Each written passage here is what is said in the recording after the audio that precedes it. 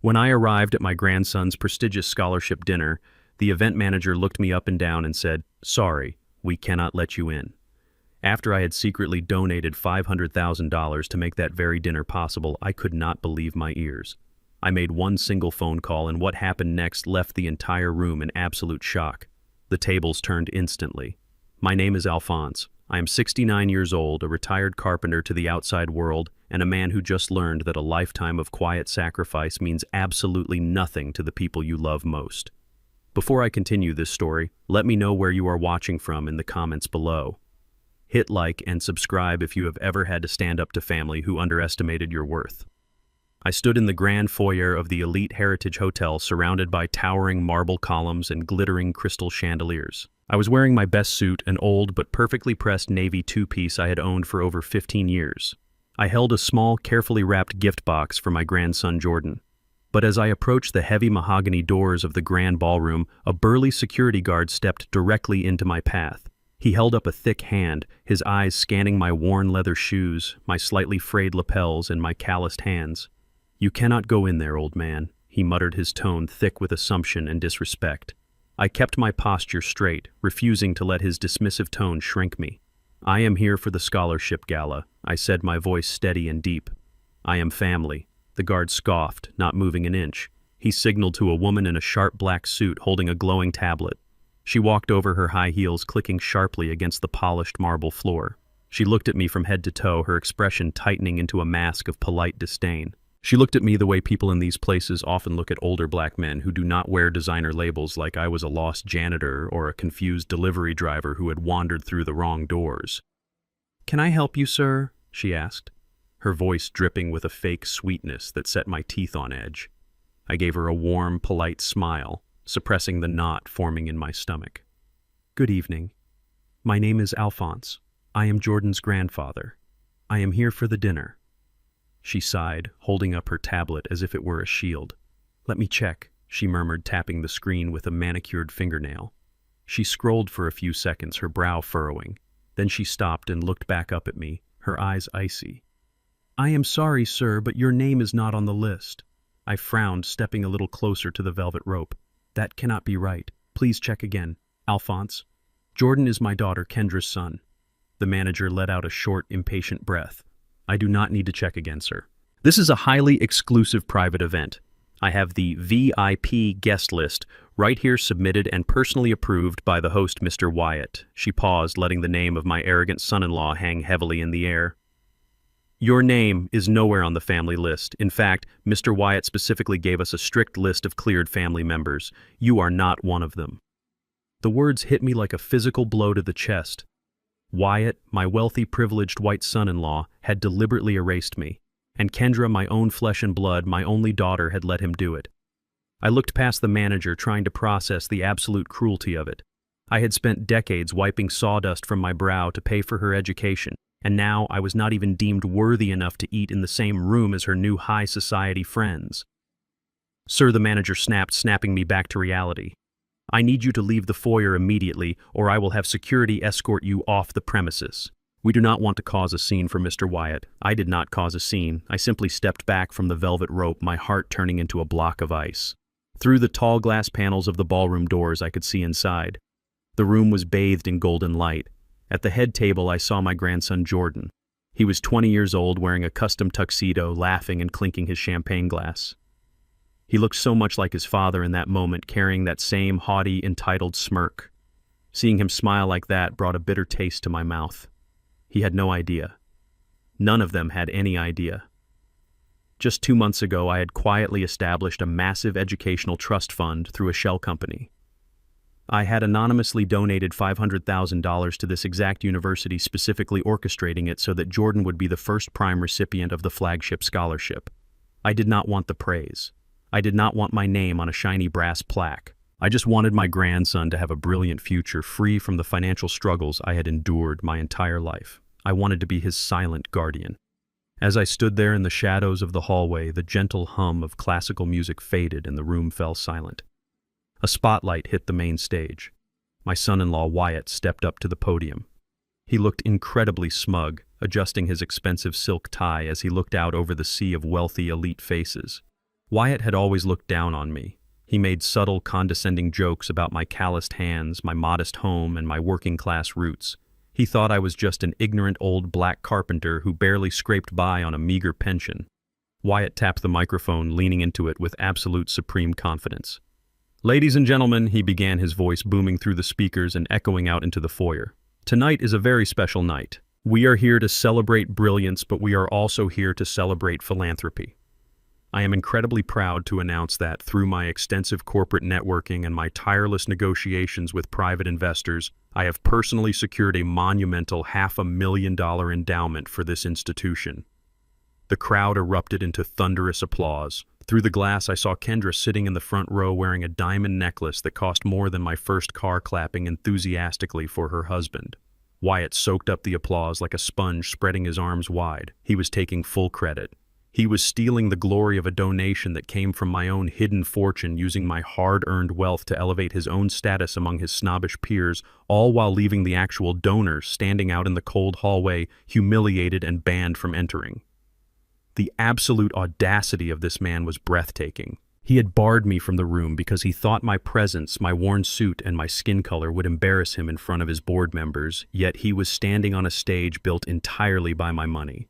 He raised his glass to the crowd, smiling down at Jordan, playing the role of the ultimate savior and provider. The sheer disrespect burned through my veins, incinerating any remaining affection I had for that family. But I did not yell. I did not bang my fists against the glass doors or demand to be let in. I am a man who builds things for a living, and I know exactly how to tear them down.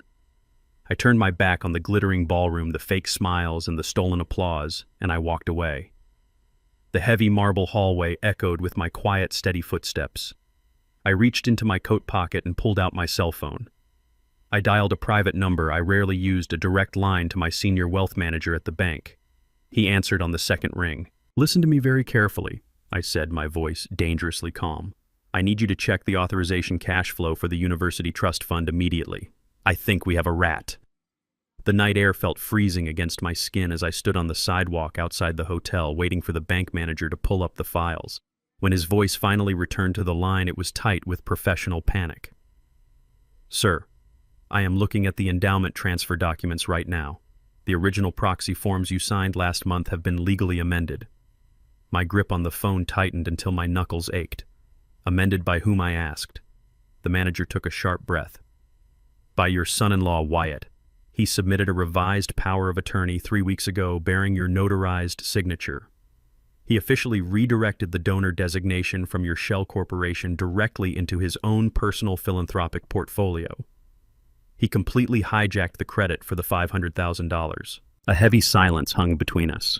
Wyatt had not just stolen the spotlight at the gala, he had committed blatant, calculated corporate fraud. "Lock down the main trust," I ordered quietly. "Do not let a single cent move without my verbal confirmation." I ended the call, the absolute magnitude of the betrayal settling deep into my bones. I did not go back inside the hotel. I walked straight to my beat-up Ford pickup truck, the engine roaring to life with a familiar, comforting grumble. I drove through the dark city streets, my mind racing faster than the tires on the asphalt. If Wyatt was brazen enough to forge legal documents for the university endowment, what else had they compromised? The moment I stepped inside my quiet, modest home, I bypassed the kitchen and walked straight into my study. I moved the heavy oak bookshelf I had built decades ago and spun the dial on the hidden wall safe. I pulled out my laptop and the thick leather binders holding the financial records I actually allowed my family to see. When Kendra married Wyatt, she complained constantly about my old age and declining memory. To appease her and to secretly see what she would do with a little authority, I had granted her limited managerial access to my standard checking and pension accounts. It was a modest sum by my actual standards, roughly $80,000, meant to cover my property taxes, utilities, and daily living expenses. I logged into the banking portal, my eyes scanning the bright screen. The numbers staring back at me made my blood run cold. The accounts were completely decimated. A balance of barely $200 remained. I clicked through the transaction history, my jaw clenching tighter with every line. $5,000 withdrawn for a luxury vacation resort in the mountains. $10,000 wired directly to a high-end car dealership. $15,000 transferred to Wyatt's personal investment firm to cover sudden margin calls. Month after month, Kendra and Wyatt had been systematically bleeding my retirement fund dry. They had treated my life savings like their own personal piggy bank, funding their extravagant lifestyle while simultaneously treating me like a worthless, senile burden. They thought they were stealing the last pennies of a frail, ignorant old man. They thought I was completely ruined and totally at their mercy. I sat back in my worn leather chair, a profound, suffocating disappointment washing over me. I did not care about the $80,000. To the invisible real estate empire I had quietly built over 40 years, that amount was nothing but loose change. But that money represented my blood, my sweat, and my absolute trust. I gave Kendra control over those accounts as a test. I wanted to see if the daughter I raised alongside my beautiful late wife Cecilia still had a shred of integrity left. I wanted to see if she would protect her aging father or feed him to the wolves. She chose the wolves. She married one, and then she became one. All those years I worked 18-hour shifts, breathing in sawdust and destroying my knees to afford her private school tuition meant absolutely nothing. She despised my calloused hands, yet she had no problem using them to fund her designer wardrobe. The grandfather clock in the hallway chimed midnight. I remained sitting in the pitch-black study, the glow of the laptop screen now dead, leaving me in total darkness. My mind was formulating a strategy to dismantle their entire lives piece by piece. But before I could even finalize my first move, I heard the distinct metallic scrape of a key sliding into the front door lock. The tumblers clicked. The heavy wooden door creaked open slowly, deliberately, as if the person entering did not want to wake anyone up. I held my breath, melting further into the shadows of the armchair. Soft, hurried footsteps moved across the hardwood floor. A narrow beam of light from a smartphone pierced the darkness, sweeping nervously across the living room. It was Kendra. She was still wearing the elegant silver evening gown from the scholarship gala, but her demeanor was anything but glamorous. She looked frantic, like a common thief breaking into a stranger's house. She bypassed the kitchen and walked straight toward the vintage mahogany credenza where I kept my physical mail and old household documents. I watched in absolute silence as my own daughter began pulling drawers open, her hands shaking as she rifled through my personal folders. She tossed utility bills and old photographs onto the floor without a second glance. "Come on! Where did he put it?" she muttered under her breath, her voice tight with panic. She was not looking for loose cash. She was searching for the original property deed to my house. Wyatt's massive debts were clearly catching up to them, and the $80,000 they stole was not enough. They needed the house. They needed to strip me of the very roof over my head. She shoved another pile of envelopes onto the floor, her breathing ragged and desperate. I had seen enough. I reached out and flicked the switch on the heavy brass floor lamp beside my chair. The warm yellow light flooded the room, instantly catching her completely off guard. Kendra gasped loudly, dropping a handful of papers as she spun around, her eyes wide with sheer terror. She froze, her chest heaving, staring at me like she had just seen a ghost. I remained perfectly still in my chair, my hands folded neatly in my lap, looking dead into the eyes of the daughter who had just tried to rob me blind. "Looking for something specific, Kendra?"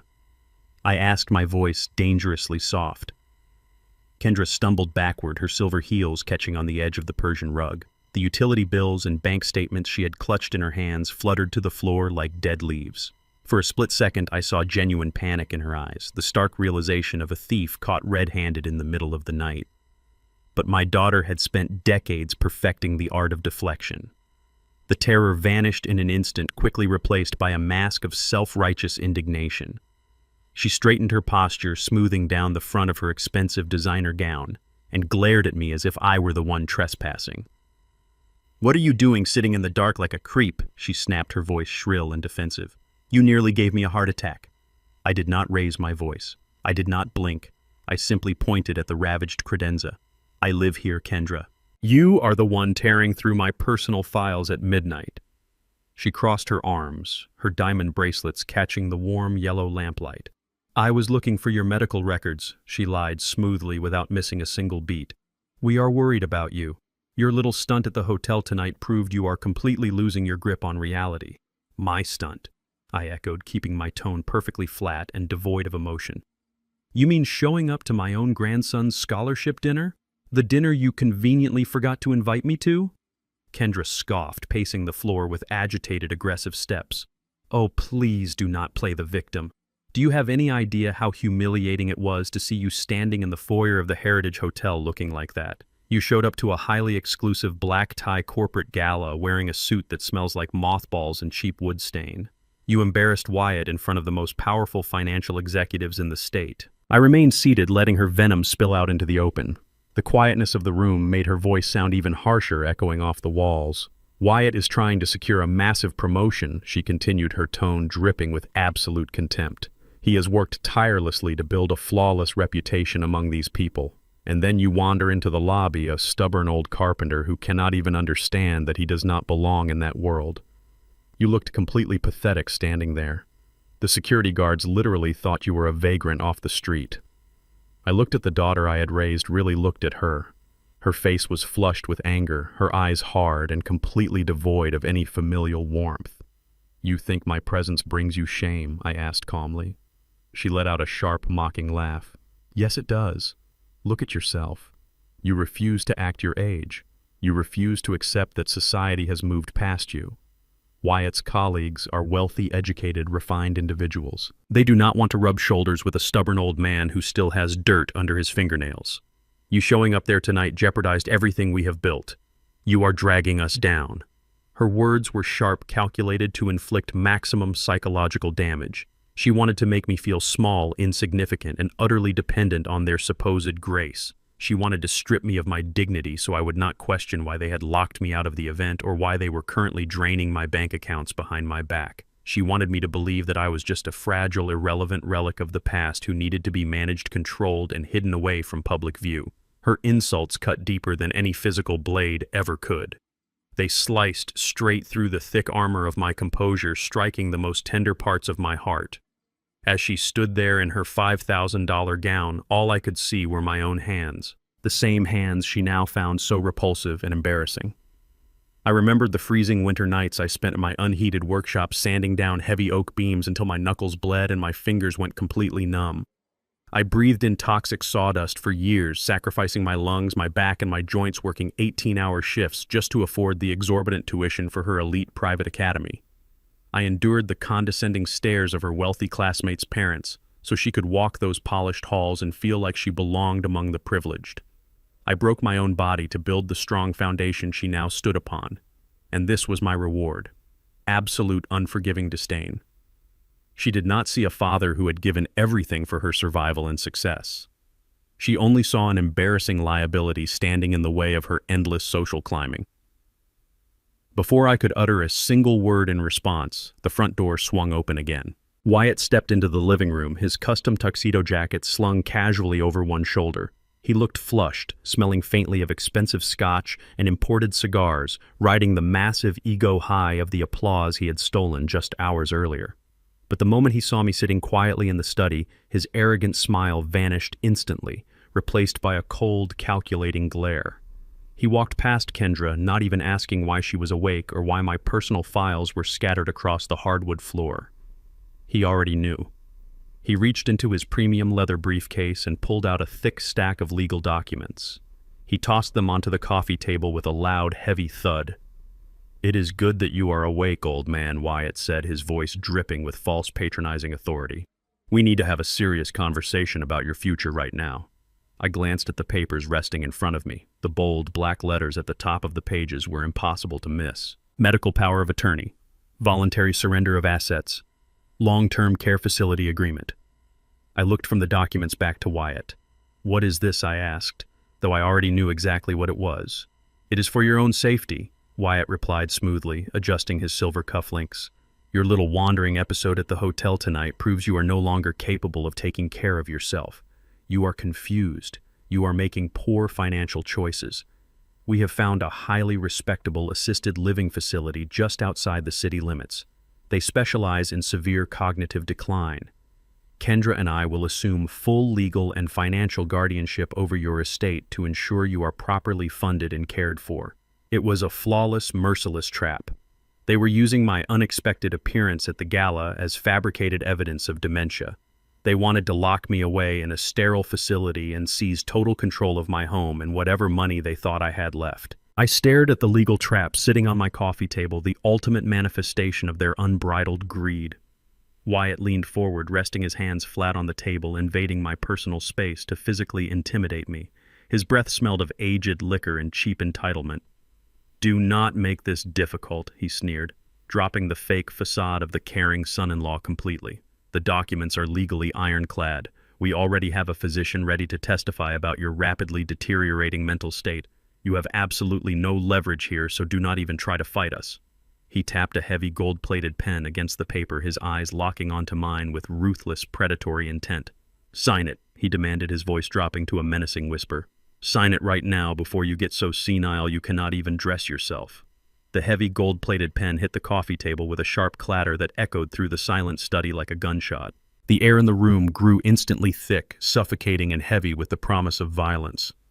Wyatt leaned closer, his arrogant jaw set, waiting for my reaction. Kendra held her breath, standing perfectly still by the scattered files. Anyone else in my position would have exploded in a fit of rage. A normal man would have flipped the heavy oak table, grabbed Wyatt by the collar of his custom tuxedo, and thrown him out into the cold night. I could feel the hot, righteous fury boiling in my veins, screaming at me to stand up, to tear up those fraudulent documents, and to banish them from my home forever. They expected rage. They expected the stubborn, emotional outburst of a proud old carpenter who felt his authority slipping away.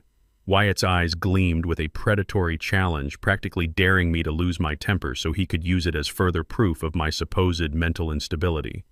The silence stretched until it felt like a tightly coiled wire right on the verge of snapping. But I did not snap. I did not give them the satisfaction of a predictable reaction. Instead, I chose a terrifying, calculated silence.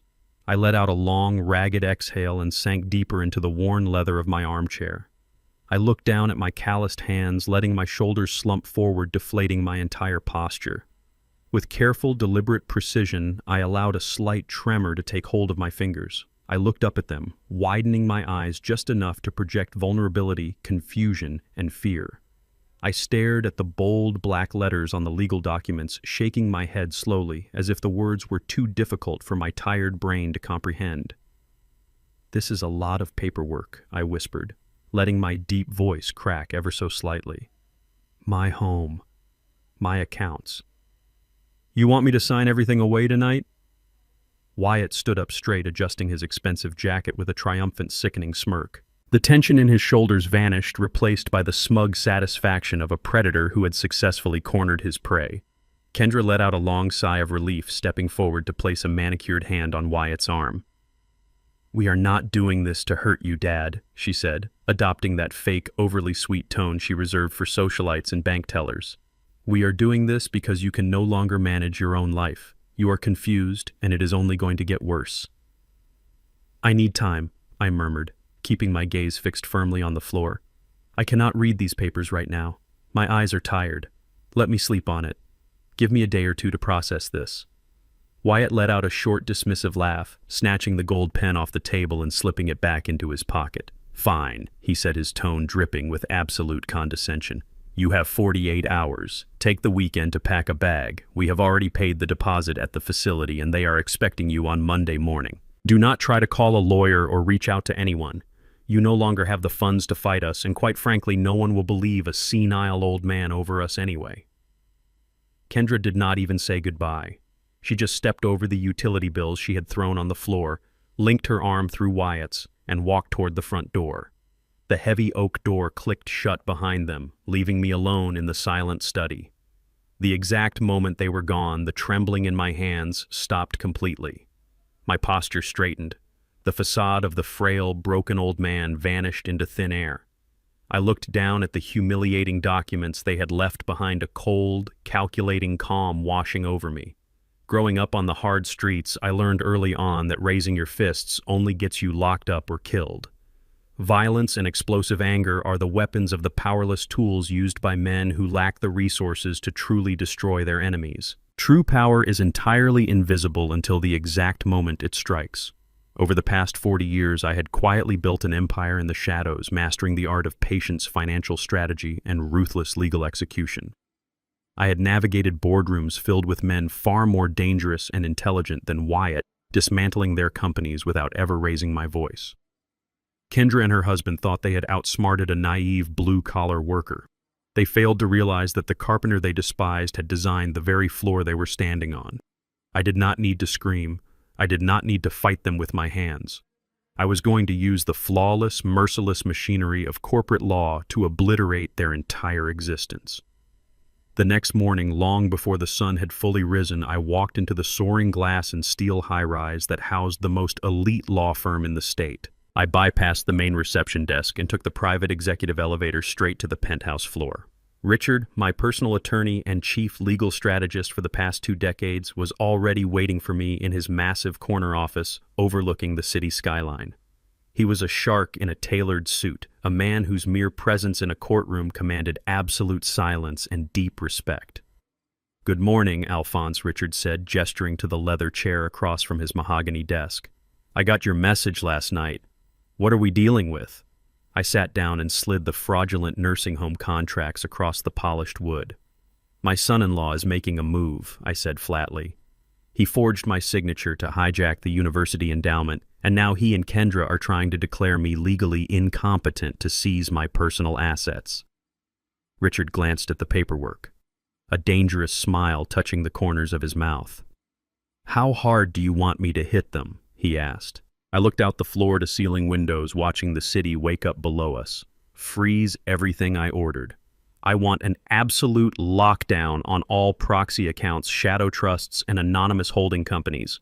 Cut off Kendra's access to the decoy funds immediately. Then I want you to tear Wyatt's financial history apart. Dig into his personal credit, his corporate expense accounts, and his gambling debts. I want to know where every single penny he touches comes from and where it goes. Leave absolutely no stone unturned. If he bought a cup of coffee 3 years ago with stolen money, I want the receipt on my desk today." Richard nodded, his fingers flying across his keyboard as he immediately dispatched orders to his forensic accounting team. For the next 4 hours, I sat in that quiet, luxurious office, drinking black coffee, while Richard's team of investigators dismantled Wyatt's life in real time. The silence in the room was only broken by the swift typing of keyboards and the hushed voices of paralegals rushing in and out. Just before noon, Richard walked back into the office. His expression was dead serious, completely devoid of his usual confident smirk. He held a thick red file folder in his hands. He walked over to his desk and slammed the heavy file down with a sharp, echoing thud. Alphonse Richard said, his voice lowering into a grim professional register. "Wyatt is not just defrauding you.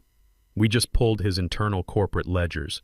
He is actively embezzling massive amounts of corporate funds from his own firm." I left Richard's office with a secure, encrypted tablet containing the forensic financial files and drove back to my modest neighborhood. The quiet, tree-lined street where Cecilia and I had lived for 40 years was usually peaceful on a Friday afternoon. But that tranquility was violently shattered by the deafening, aggressive roar of a high-performance engine. I parked my old Ford truck in the driveway and stepped out just as a brand-new custom-painted slate-gray Porsche Panamera came tearing around the corner. The driver did not even bother to slow down for the speed bumps, hitting them with a reckless speed that made the expensive suspension scrape horribly against the asphalt. The sports car swerved aggressively toward my property, the tires screeching loudly before coming to an abrupt halt, completely blocking my driveway. The tinted driver's side window rolled down and the heavy bass of a rap song thumped through the quiet street. The heavy car door swung open and out stepped my 20-year-old grandson Jordan. He was wearing a designer tracksuit that likely cost more than my first mortgage payment, with a thick gold chain resting against his chest and a pair of limited edition sneakers. He slammed the car door shut with a careless, entitled force. He did not come over to hug me. He did not ask how I was doing. He walked up my driveway with the exact same arrogant, lazy swagger his father had perfected over the years, looking at my home with absolute disgust. "What are you doing here, Jordan?" I asked, keeping my voice steady and my posture relaxed. He stopped a few feet away from me, crossing his arms, looking me up and down as if I were a stranger who owed him something. "I need you to sign some papers, Grandpa," he demanded, not bothering with a greeting. His tone was sharp, impatient, and entirely devoid of respect. "Dad told me about the situation last night. He said you are losing your mind and moving into a care facility on Monday, so since you are not going to need this dump anymore, you need to sign the deed over so we can sell it. I need the cash to clear the balloon payment on the Porsche." I stood perfectly still on my porch, letting his audacious words hang in the air. "You want me to sell my home to pay for your sports car?" I asked, my voice completely flat. Jordan scoffed, rolling his eyes as if I were a slow child failing to grasp a simple concept. Come on, Grandpa, do not make this difficult. You are old. You do not even know what day it is half the time anyway. Dad said you wandered into the hotel last night and completely embarrassed the family. You belong in a home and I need the money. It is just basic logic. Why let this property rot when it can actually do something useful for me? The absolute venom in his voice was staggering. He was repeating Wyatt's exact talking points, parroting his father's vile narrative without a single ounce of independent thought or human empathy. Jordan, I said, leaning against the wooden railing I had built with my own hands. This house belongs to me. It is not an asset for you to liquidate whenever you feel like buying a new toy. Your father does not dictate what happens to my property, and neither do you. Jordan's face twisted into an ugly, furious scowl. You do not get a say anymore, old man, he snapped, stepping closer, puffing out his chest in a pathetic attempt at physical intimidation. You are getting locked up in that home whether you like it or not. Mom already has the legal paperwork. I am just trying to do this the easy way. But if you want to be a stubborn old fool, fine. Dad will just take the house from you forcefully next week and I will get my money anyway. You are nothing but a burden to us now. I looked at the young man standing on my driveway, and for a fleeting moment the image of the arrogant, vicious adult vanished. I saw the tiny, bright-eyed toddler I used to carry on my broad shoulders during our Sunday walks through the park. I remembered the countless evenings I spent in my workshop carving small wooden trains and toy horses for him because Kendra complained that store-bought toys were not educational enough. I had poured my heart into being a grandfather. I taught him how to ride his first bicycle, bandaged his scraped knees, and slipped extra cash into his pockets when his parents were not looking.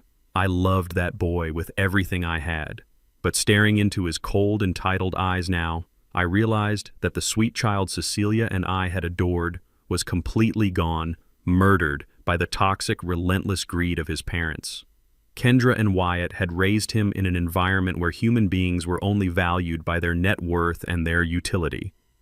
They had actively taught him to view me not as a grandfather but as a lower-class servant whose only purpose was to finance their extravagant desires. The realization hit me like a physical weight in my chest. The boy was utterly ruined. The money had corrupted his soul, rotting away any sense of morality, gratitude, or basic human decency. He was a perfect replica of his father, a selfish, hollow predator who believed the entire world existed solely to cater to his whims. I am not signing anything, Jordan, I said quietly, my gaze locking onto his. And you will not see a single dime from the sale of this house. Get off my property. Jordan's face flushed a deep, angry red. He clenched his fists, looking as though he wanted to hit me, but some lingering primal instinct warned him to back down. You are crazy, he spat, his voice trembling with furious entitlement.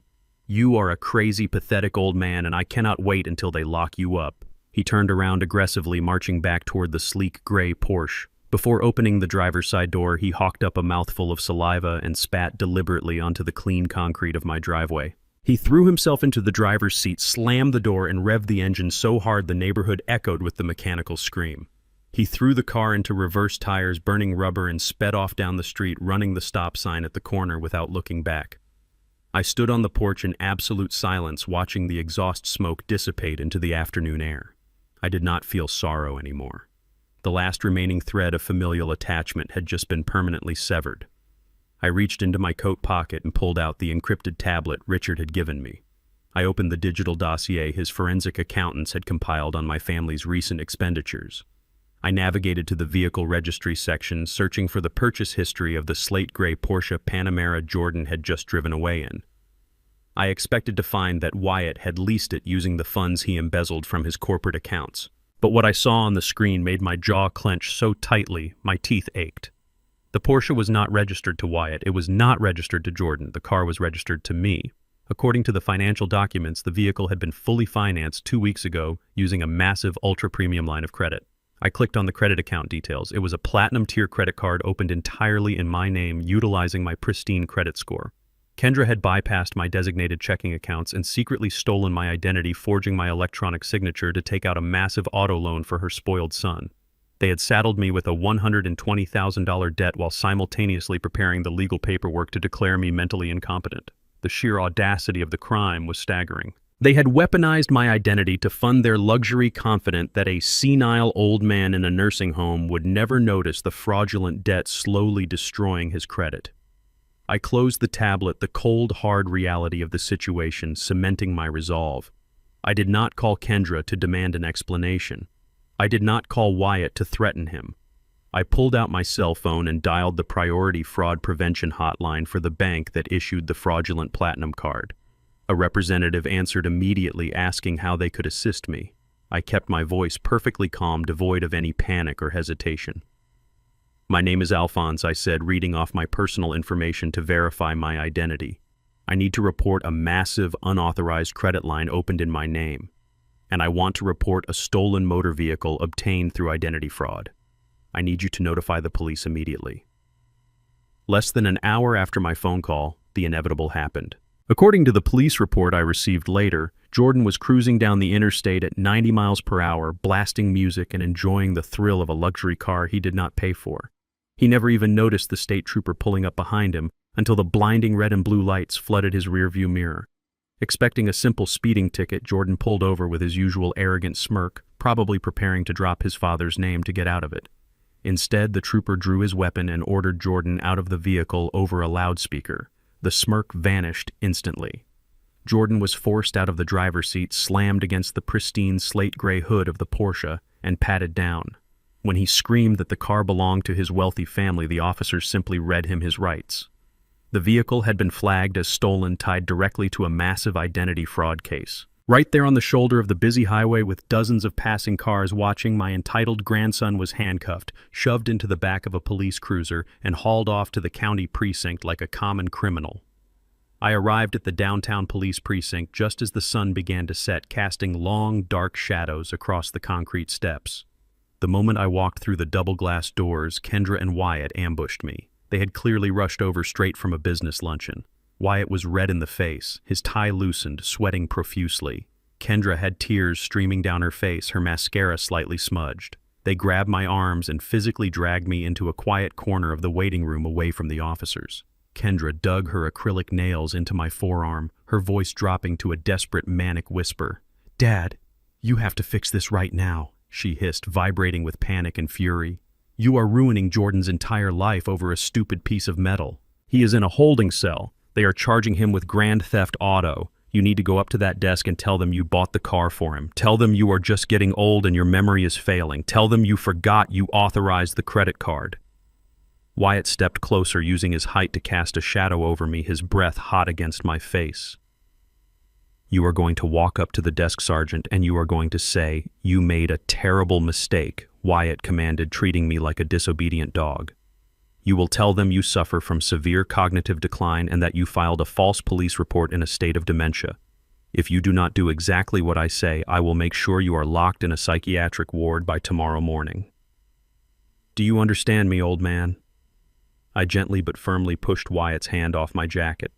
I smoothed out my lapel, took a deep breath, and walked directly toward the main desk where a lead detective was reviewing the file. Kendra and Wyatt followed closely behind me, breathing sighs of relief, genuinely believing I had surrendered to their threats. "Detective," I said, my voice carrying clearly across the busy precinct, "my name is Alphonse. I am the man who reported the stolen Porsche Panamera." The detective looked up, his expression serious. "Ah, yes. Your family here claims this is all a big misunderstanding. They say you authorized the purchase and simply forgot due to your advancing age." Wyatt stepped up beside me, forcing a strained, apologetic smile. "Exactly, officer. My father-in-law is struggling with early-onset dementia. We are actually moving him into a care facility on Monday. He just got confused. It is a family matter." I turned my head and looked directly at the detective. "I am not confused," I stated loudly, making sure every officer in the room could hear me. "I am in perfect mental health. I never authorized that credit line. I never purchased that vehicle. My daughter and my son-in-law stole my identity, forged my signature, and bought that car illegally. I am pressing full charges against whoever is responsible." The silence that followed my declaration was absolute. The detective stopped writing. The nearby officers turned to look. But the most profound shift happened right beside me. Kendra stared at me, her mouth slightly open, the fake tears drying instantly on her cheeks. For the very first time in her 42 years of life, she looked into my eyes and saw absolutely no warmth. Growing up, she had tested my patience countless times. She had broken rules, wrecked cars, and stolen cash from my wallet when she was a teenager. Every single time I had looked at her with a father's blind, unconditional tolerance. I had always forgiven her. I had always shielded her from the harsh consequences of the real world. She expected to see that same soft, yielding father standing in the precinct. Instead, she encountered a wall of solid ice. She saw a man who had completely severed the emotional tether that bound him to her. The realization hit her like a physical strike. Her breath hitched and she took a step back, suddenly terrified. She finally understood that my endless grace had a limit and she had just crossed it permanently. The detective nodded slowly, his professional skepticism immediately vanishing. He signaled to another officer across the room. "Process the grand theft and fraud charges," he ordered. "Do not release the suspect. We are holding him overnight for arraignment." A heavy metal door down the hallway swung open and I saw Jordan being escorted by two uniformed officers. He was no longer wearing his expensive gold chain. His shoelaces had been removed. The arrogant, entitled swagger was completely gone, replaced by the pathetic, trembling posture of a terrified child. When he saw us standing in the lobby, he started crying hysterically. "Dad, do something!" Jordan wailed, his voice cracking in absolute desperation. "Do not let them put me in there. Tell them you bought it. Please."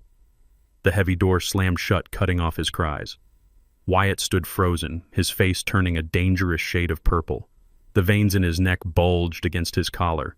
He realized that the narrative he had carefully constructed was crumbling to dust. If the police investigated the fraudulent credit line, it would only be a matter of time before federal fraud investigators uncovered the money he embezzled from his corporate employer as well. The massive web of theft he had built was unraveling right in front of him. Realizing he could not manipulate the police, Wyatt grabbed Kendra by the arm and dragged her roughly toward the exit. He did not say another word to me, but the murderous glare he shot over his shoulder spoke volumes. He was a cornered animal, desperate and wildly dangerous. He had lost the legal high ground, and he knew it. As I watched them speed away from the precinct parking lot, I knew Wyatt was not going to wait for Monday morning anymore. The fraudulent nursing home papers were useless now. He needed to silence me permanently, and he needed to do it tonight. I returned to my quiet house, locking the doors and preparing a pot of black tea. I sat in the study, waiting in the dark.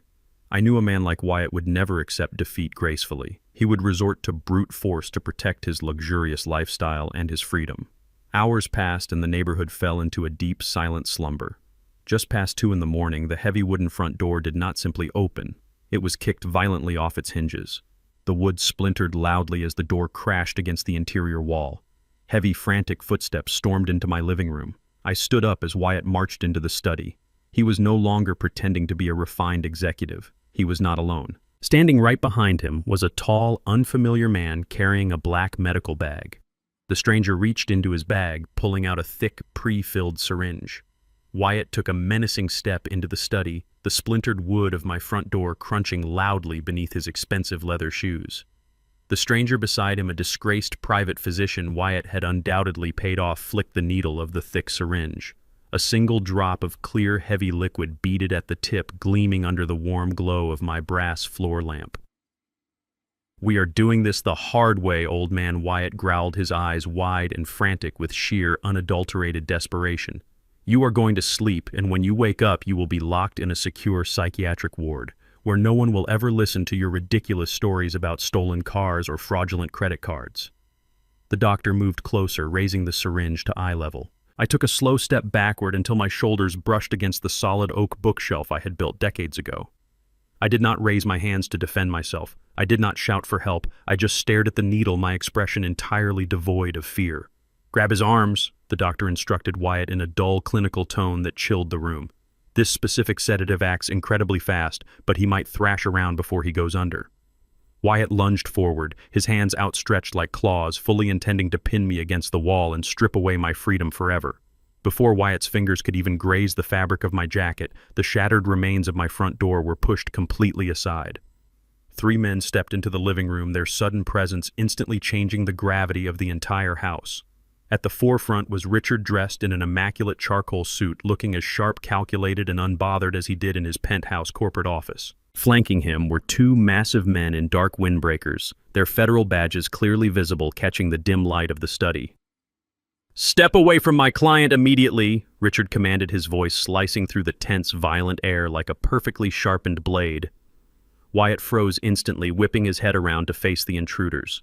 The rogue doctor lowered the syringe, his face draining of all color as he noticed the federal badges gleaming on the agents' belts. "Who the hell are you?" Wyatt demanded, his voice cracking slightly as his false bravado began to falter under the immense pressure. "This is private family business. Get out of my father-in-law's house right now before I call the local police." Richard did not even flinch at the threat. He walked slowly into the center of the room, looking at Wyatt with absolute, unvarnished disgust. "You already kicked the door down in the middle of the night, Wyatt. I strongly believe involving the authorities is the absolute last thing you want to do tonight." Richard pulled a crisp, legal document from his inside pocket and held it up for Wyatt to see. "I am Richard Sterling, Senior Managing Partner at Sterling & Vance. I represent Alphonse. And these two gentlemen are federal agents currently investigating a massive corporate embezzlement and identity fraud ring." One of the agents stepped forward, resting his hand casually on his utility belt, staring directly at the trembling doctor. "If that needle touches this man, you are looking at federal assault charges, attempted kidnapping, and the permanent revocation of your medical license," the agent stated in a low, gravelly voice. "Drop the syringe on the table and step back." The doctor did not hesitate for a fraction of a second. He practically threw the syringe onto the coffee table, raising both of his hands high in the air, sweating profusely. "I was just told the patient was having a violent dementia episode," the doctor stammered, backing away rapidly toward the exit. "I was hired for a standard psychiatric transport. That is all I know." "You were hired to commit a felony," Richard corrected him sharply. "Get out of this house before I have these agents arrest you for aggravated breaking and entering." The doctor scrambled out the door, leaving Wyatt standing completely alone in the center of my study. Wyatt looked from the federal agents to Richard, and then finally to me. I remained standing quietly by the bookshelf, perfectly composed, watching his entire carefully constructed world begin to crumble. Wyatt was a high-level financial executive. He navigated the upper echelons of corporate wealth on a daily basis, which meant he absolutely knew the name Sterling and Vance. They were not public defenders. They were not local neighborhood lawyers who handled petty family disputes or simple wills. They were a ruthless elite law firm that exclusively represented billionaires, massive hedge funds, and international real estate conglomerates. Their minimum retainer fee was more than Wyatt earned in an entire year. The color completely washed out of Wyatt's face. His eyes darted frantically around my modest working-class living room, taking in the cheap furniture, the dusty work boots by the door, and the worn-out rugs. None of it made sense to him anymore. A poor, uneducated black carpenter who scraped by on a meager pension could never, under any circumstances, afford to have Richard Sterling standing in his living room at 2 a.m. backed by federal agents. A terrifying, earth-shattering realization began to dawn on Wyatt. He had profoundly underestimated his target. He had picked a war with the wrong man. "You are trespassing on my client's property," Richard said, stepping closer to Wyatt, forcing the younger, arrogant man to shrink back in fear. "You have illegally authorized a premium credit line in his name. You have orchestrated the grand theft of a motor vehicle. And now you have attempted to forcibly kidnap him under the guise of false medical authority.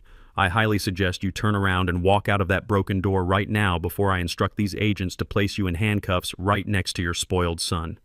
Wyatt's jaw trembled uncontrollably.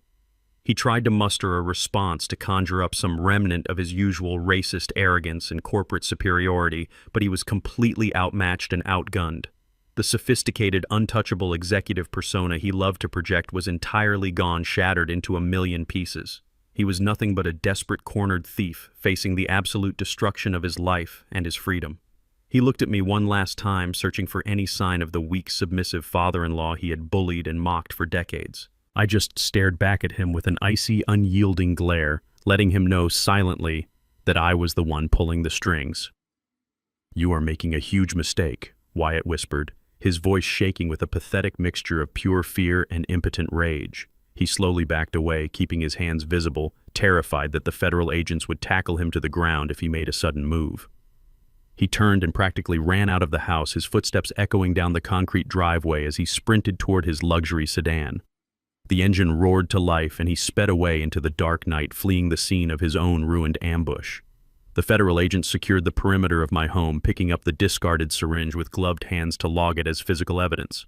Richard turned to me, adjusting his immaculate suit jacket. "They are getting incredibly sloppy, Alphonse. He is panicked. That means he is going to make even bigger, deadlier mistakes very soon. I nodded, looking at the splintered wood of my front door. Let him panic. We are just getting started. Across town, Wyatt burst into his luxury apartment, his chest heaving violently as he slammed the heavy door behind him. Kendra jumped up from the plush designer sofa, her eyes red and puffy from crying over Jordan's humiliating arrest. "What happened?" she demanded, rushing toward him. "Did you get him? Is he in the facility?" Wyatt paced the living room like a trapped animal, running his hands furiously through his hair, completely ignoring her tears.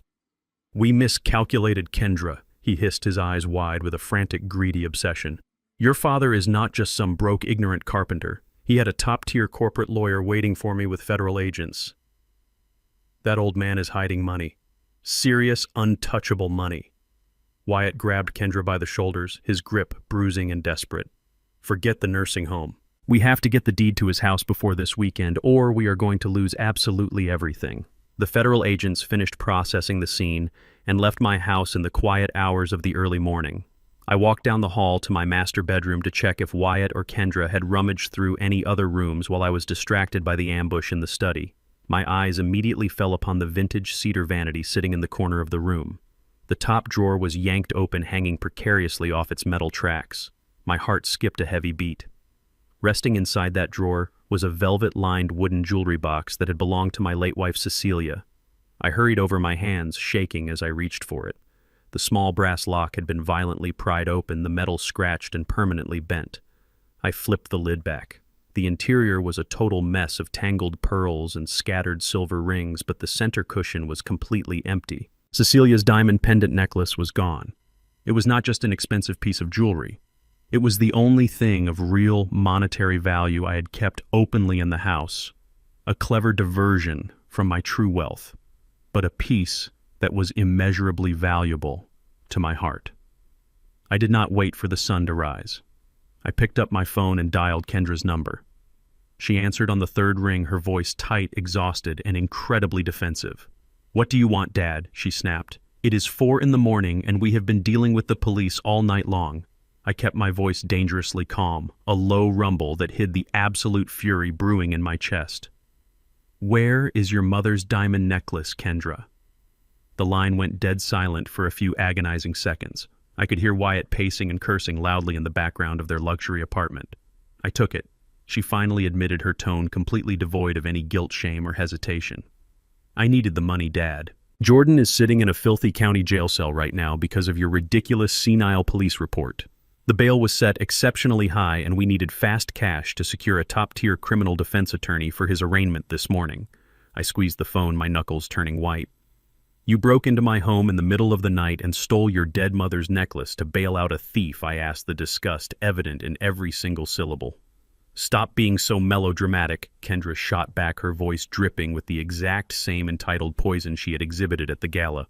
"You were keeping it locked in a dusty box, doing absolutely nothing. It is just a piece of metal and a rock. My son's future is on the line. We pawned it at a broker downtown because all of our credit cards were mysteriously declining. I will buy it back for you eventually when this whole mess blows over and Wyatt secures his promotion. Until then, get over it and look at the bigger picture. You are actually lucky we only took the necklace instead of forcing you to sign over the house right then and there. Wyatt says we still need that deed, by the way, so you better prepare yourself for Monday." I ended the call without another word. She had zero remorse. She viewed the ultimate symbol of my marriage as nothing more than a quick bank withdrawal to cover her son's criminal behavior. I sat on the edge of my bed, staring at the broken wooden box, a profound, agonizing sorrow washing over me. That diamond pendant was not just a piece of jewelry. I bought it for Cecilia on our 25th wedding anniversary. At the time, I was still building my construction business, and money was incredibly tight. I took on 3 extra contracting jobs, working through weekends, late nights, and holidays for an entire year just to save enough cash to buy it. When I finally clasped it around her neck, she cried tears of absolute joy. She wore it every single Sunday, treating it like a royal treasure. It was the physical embodiment of our enduring love, a testament to the beautiful, humble life we had built from scratch. And Kendra had pawned it. She had trampled on her own mother's sacred memory just to preserve the pathetic, fake, upper-class facade she and Wyatt had constructed.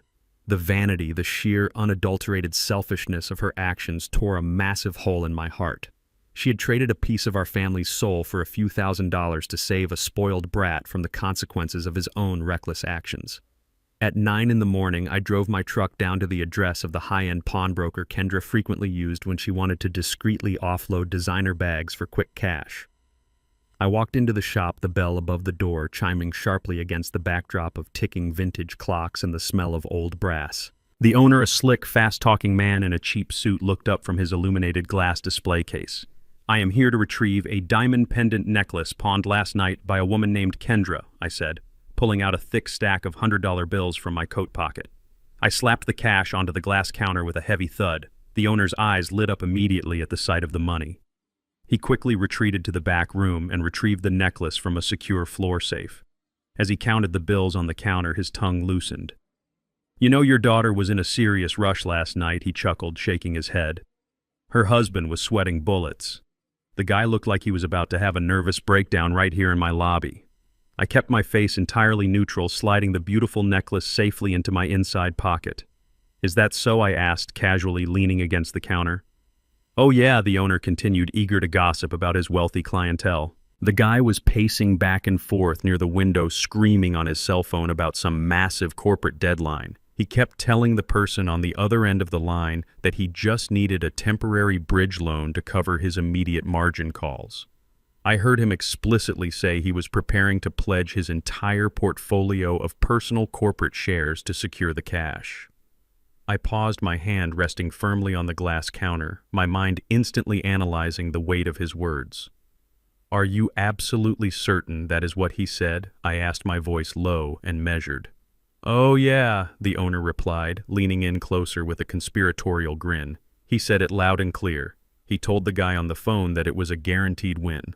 I walked out of the pawn shop, the bright morning sun hitting my face, my mind racing with this new explosive piece of information.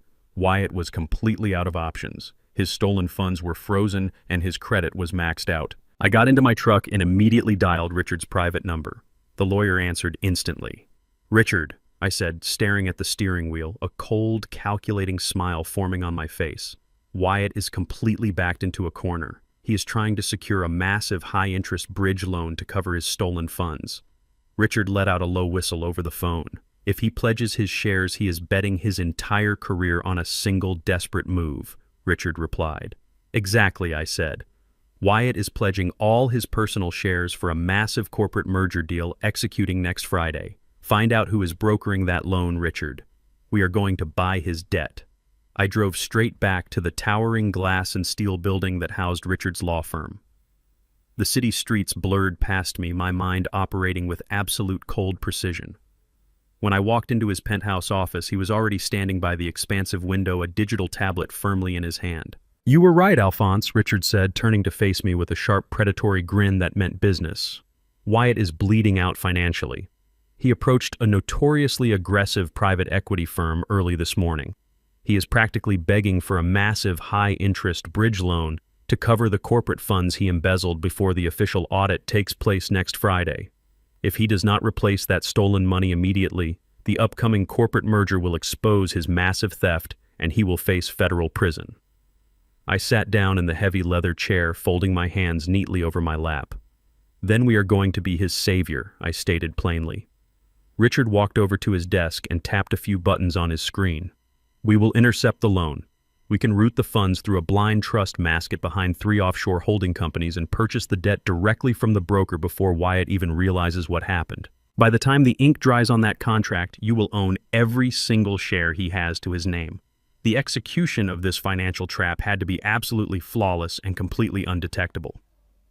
Wyatt was an incredibly arrogant man, but he was also a seasoned, ruthless corporate executive who scrutinized financial paperwork for a living. If he saw my name or even a hint of my local businesses anywhere near those loan documents, he would instantly realize he was walking into a slaughterhouse. Richard and his team of elite financial analysts worked through the afternoon with surgical precision. They utilized a highly obscure shell corporation I had established over a decade ago in the Cayman Islands for real estate acquisitions. It was a corporate entity completely buried beneath dense layers of impenetrable legal privacy shielding. Through this invisible financial vehicle, Richard reached out to the private equity broker Wyatt had desperately solicited. We did not just offer to buy Wyatt's impending bridge loan. We offered to purchase his entire catalog of outstanding debt at a premium, consolidating all his liabilities into one massive, inescapable financial sinkhole. We bought the underwater mortgages he had secretly taken out on his properties. We bought the margin calls from his disastrous stock trades. We even bought the outstanding debts from his underground gambling losses. In less than 48 hours, the transaction was fully complete. I authorized the transfer of millions of dollars from my hidden real estate fortune directly into the offshore account, absorbing every single ounce of Wyatt's financial misery. I was no longer just his father-in-law. I was now his absolute master. I was the sole creditor holding the deed to his entire existence. The bridge loan he requested to save his career was approved and funded entirely by my money. The collateral he pledged in return was his entire portfolio of corporate shares in his firm. If he defaulted or if the creditor called in the loan early, Wyatt would be instantly stripped of his equity, his position, and his freedom. He had literally handed me the loaded weapon I needed to destroy him, completely oblivious to the fact that I was the one holding the trigger. I sat in Richard's office reviewing the final legally binding contracts. The trap was perfectly set. There were no escape clauses. There were no loopholes. Wyatt had legally bound himself to a phantom entity that answered only to me. He thought he had outsmarted the system, surviving just long enough to reach his coveted promotion. He had no idea that he had just signed his own professional and financial death warrant. Looking at Wyatt's arrogant, sprawling signature on the digital contract, my mind drifted back to the day he married my daughter. It was a lavish, ostentatious ceremony held at a historic country club entirely funded by the groom's wealthy family. I had worn a simple rented tuxedo, feeling completely out of place among the sea of old money and generational privilege. When it was time for the professional wedding portraits, I stepped forward to stand next to Kendra. But Wyatt smoothly intercepted me. He placed a firm, condescending hand on my chest and leaned in close. "Why do you not sit this one out, Alphonse?" he had whispered, his voice dripping with elitist venom. "These photos are going to prominent society magazines. You do not really fit the class of the aesthetic we are going for." My own daughter had looked away, pretending not to hear, allowing her new husband to erase her father from her wedding day. He had banished me to the background, treating me like a shameful, uneducated peasant who was not worthy to stand in his pristine frame. He thought his wealth made him a king. Unaware of the massive guillotine currently hanging over his neck, Wyatt went into full celebration mode. According to the digital updates, Richard's investigators intercepted the exact moment the loan funds hit Wyatt's accounts and replenished his stolen corporate coffers. His intense panic completely vanished. He reverted instantly back to his insufferable, grandiose self. He genuinely believed he had pulled off the ultimate corporate heist. He had successfully covered up his severe embezzlement, secured his stolen university endowment credit, and was now standing on the absolute precipice of becoming the new chief executive officer of his massive firm. To celebrate his perceived ultimate victory, Wyatt organized a massive, ridiculously extravagant promotion gala. He spared absolutely no expense, booking the grand ballroom of the most exclusive five-star hotel in the city. It was the exact same hotel where he had humiliated me and banned me from my grandson's scholarship dinner just days prior. He sent out hundreds of embossed gold leaf invitations to the absolute upper echelon of the city's social and corporate elite. He invited rival executives, influential politicians, and wealthy high society socialites. He wanted a massive audience. He wanted a royal coronation to cement his legacy. Kendra, completely rejuvenated by the sudden influx of cash and the promise of ultimate high society status, went on an immediate shopping spree. She acted as if the terrifying midnight confrontation in my study had never even happened. She acted as if her son Jordan was not currently facing felony grand theft charges out on a temporary high-interest bail bond. They simply swept their hideous crimes under the rug, blinded by the dazzling light of their impending corporate royalty. They truly believed that their stolen money and their fake status made them completely invincible. They thought they had successfully navigated the storm and left me rotting in their wake. They were eager to celebrate their triumph, preparing to toast to a future built entirely on lies. Across town in a glass-walled conference room, Wyatt sat across from a neutral third-party notary. He was dressed in a pristine designer suit, flashing a brilliantly arrogant white-toothed smile. He confidently picked up a heavy luxury pen and boldly signed his name at the bottom of the final collateral agreement, legally pledging his entire life's work to the anonymous offshore trust. He handed the document back, feeling like the smartest, most powerful man in the entire city. He looked at the counter-signature of the anonymous creditor already printed on the page, a complex, illegible scrawl representing a multi-million-dollar shadow corporation. Wyatt smiled smugly at the ink, completely oblivious to the fact that the signature belonged to the black carpenter he utterly despised. Even though the anonymous offshore bridge loan saved Wyatt from his impending corporate audit, his personal financial hemorrhage was far from over. The multi-million-dollar loan had successfully covered his massive embezzlement, keeping him out of a federal penitentiary for the time being, but it did not leave them with liquid cash to maintain their extravagant daily lifestyle.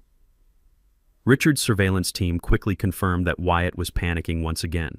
His pristine personal credit was maxed to the absolute limit. Jordan's elite criminal defense attorney was demanding an exorbitant retainer fee up front to keep the boy out of a state prison cell, and the upcoming promotion gala was bleeding their remaining funds dry. The private equity brokers were calling, constantly demanding collateral verification. Wyatt turned his desperate, greedy sights back to the one tangible asset they believed was completely unprotected: my house. He knew he could not simply forge another document without risking immediate federal exposure, especially after the incident with the police, so he pressured Kendra to execute a final desperate gambit. She was sent to extract the property deed from me by any means necessary. Kendra arrived at my house unannounced on a Tuesday afternoon. She did not bother with pleasantries, knocks, or small talk. The moment I opened the front door, she pushed past me and collapsed onto the center of my living room floor, sobbing hysterically. It was a terrifying masterclass performance in emotional manipulation.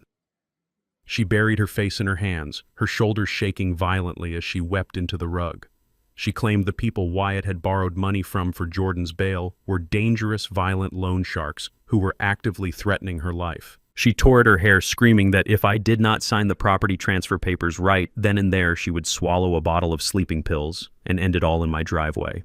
She laid a thick stack of legal documents on my coffee table, a heavy gold pen trembling in her manicured hand. "Please, Dad," she wailed, tears streaming down her face, ruining her expensive makeup. "Save my life. You are the only one who can fix this. They are going to hurt me." I looked down at the papers spread across the wood. It was a quitclaim deed specifically designed to strip me of my home and transfer the property directly into a holding company controlled by Wyatt so they could immediately leverage the equity for cash. She begged, using every psychological trigger she had learned over 42 years of being my child. She invoked her mother's memory, claiming Cecilia would never stand by and let her only daughter die over a worthless piece of real estate. I did not yell. I did not argue. I did not point out the absolute hypocrisy of her words or the transparent falsehood of her tears. I simply picked up the pen. With a cold, expressionless face, I scribbled my signature at the very bottom of the page, deliberately omitting the looping cursive cross I normally used. She snatched the paper up instantly, the fake tears vanishing almost immediately, replaced by a greedy, triumphant glimmer of relief. As she hurried out the door, clutching the deed to her chest like a winning lottery ticket, I watched her go with absolute terrifying clarity. A year ago, seeing my daughter cry on my floor would have broken my heart into a million pieces. I would have given my right arm, my life savings, my very breath to protect her from harm. But looking at her retreating back, watching her slip into her luxury SUV without a single backward glance, I felt absolutely nothing. The deep emotional tether that binds a father to his child had been completely severed, burned away by her relentless cruelty and boundless greed. She was no longer the little girl who used to hold my hand while we walked to the neighborhood hardware store. She was no longer the daughter Cecilia and I had prayed over and sacrificed everything for. She had willingly transformed herself into a parasite, a ruthless accomplice to a man who wanted me dead or locked in a sterile psychiatric ward. The familial bond was entirely dead, replaced by the cold, calculated logic of a predator eliminating a threat. I did not see my child anymore. I only saw a thief running away with the bait. Kendra did not waste a single second. She drove straight from my house to the primary downtown branch of my bank, where the deed transfer and the associated equity line needed to be officially notarized and processed. Richard had a trusted contact inside the management office who reported the entire exchange to us in real time. Kendra marched up to the senior loan officer's desk, slamming the signed quitclaim deed down with her usual arrogant, entitled flair. She demanded an immediate equity withdrawal, treating the bank staff like her personal servants, loudly proclaiming her status as the wife of a top financial executive who did not have time to wait in lines. The officer took the document, examined my signature, and typed my account information into his secure terminal. He frowned, staring intently at the screen. He scanned the physical document again, comparing it to the digital file, and then looked up at Kendra with a tight, uncompromising professional smile. "I am sorry, ma'am, but we cannot process this transfer," the officer stated clearly. Kendra scoffed, her voice rising in sheer indignation, drawing the attention of other customers in the quiet lobby. "What do you mean you cannot process it? My father signed it right in front of me half an hour ago. The signature is right there. Process the equity line now." The officer shook his head, turning the monitor slightly toward her so she could see the bright red warning banner flashing across his screen. "This specific signature matches a distress protocol registered by the account holder."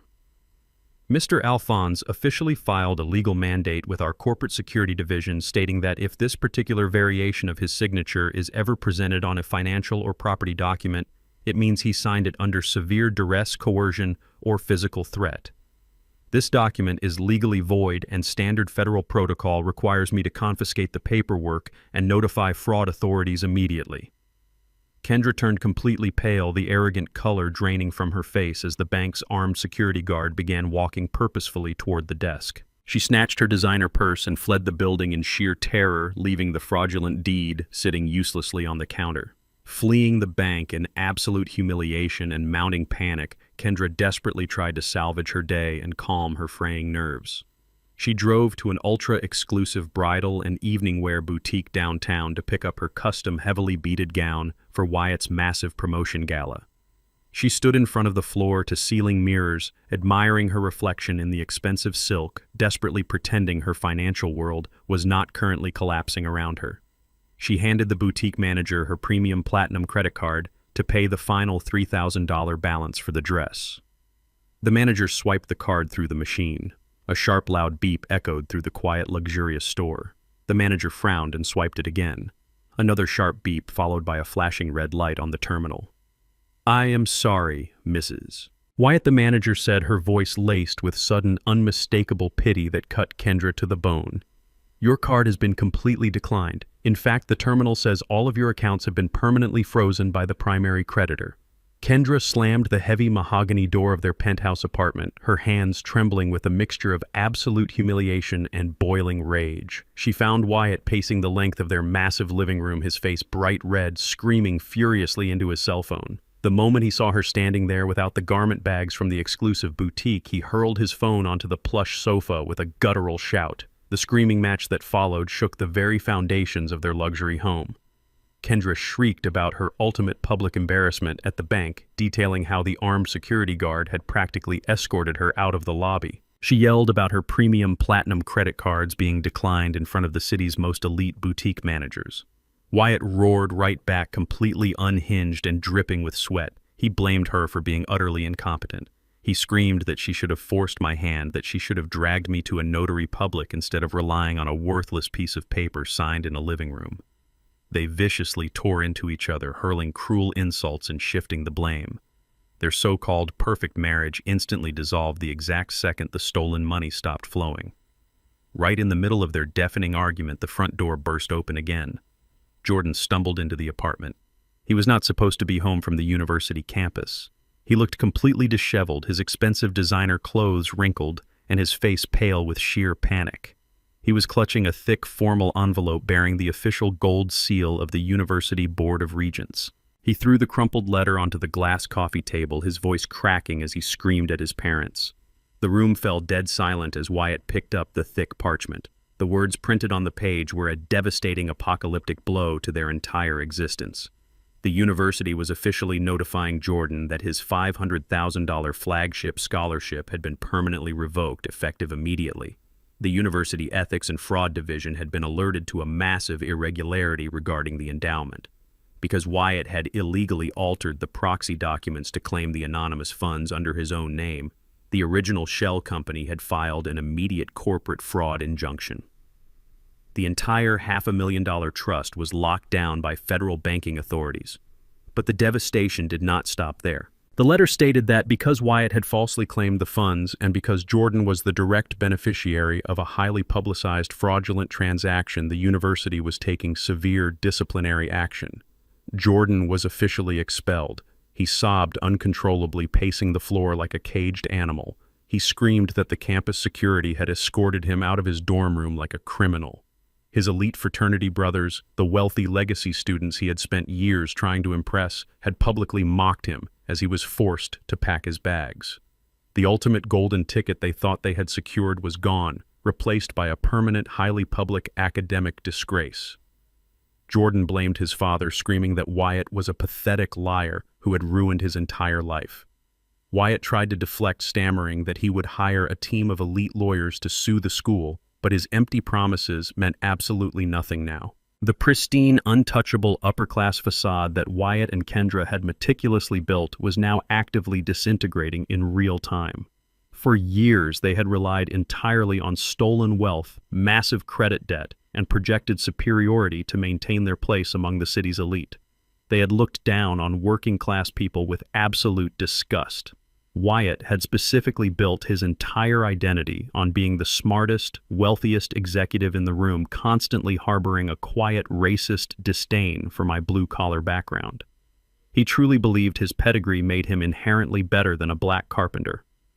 Now stripped of his stolen funds, drowning in debt, and facing public disgrace through his son's expulsion, his true nature was laid completely bare. He was nothing but a desperate, pathetic fraud.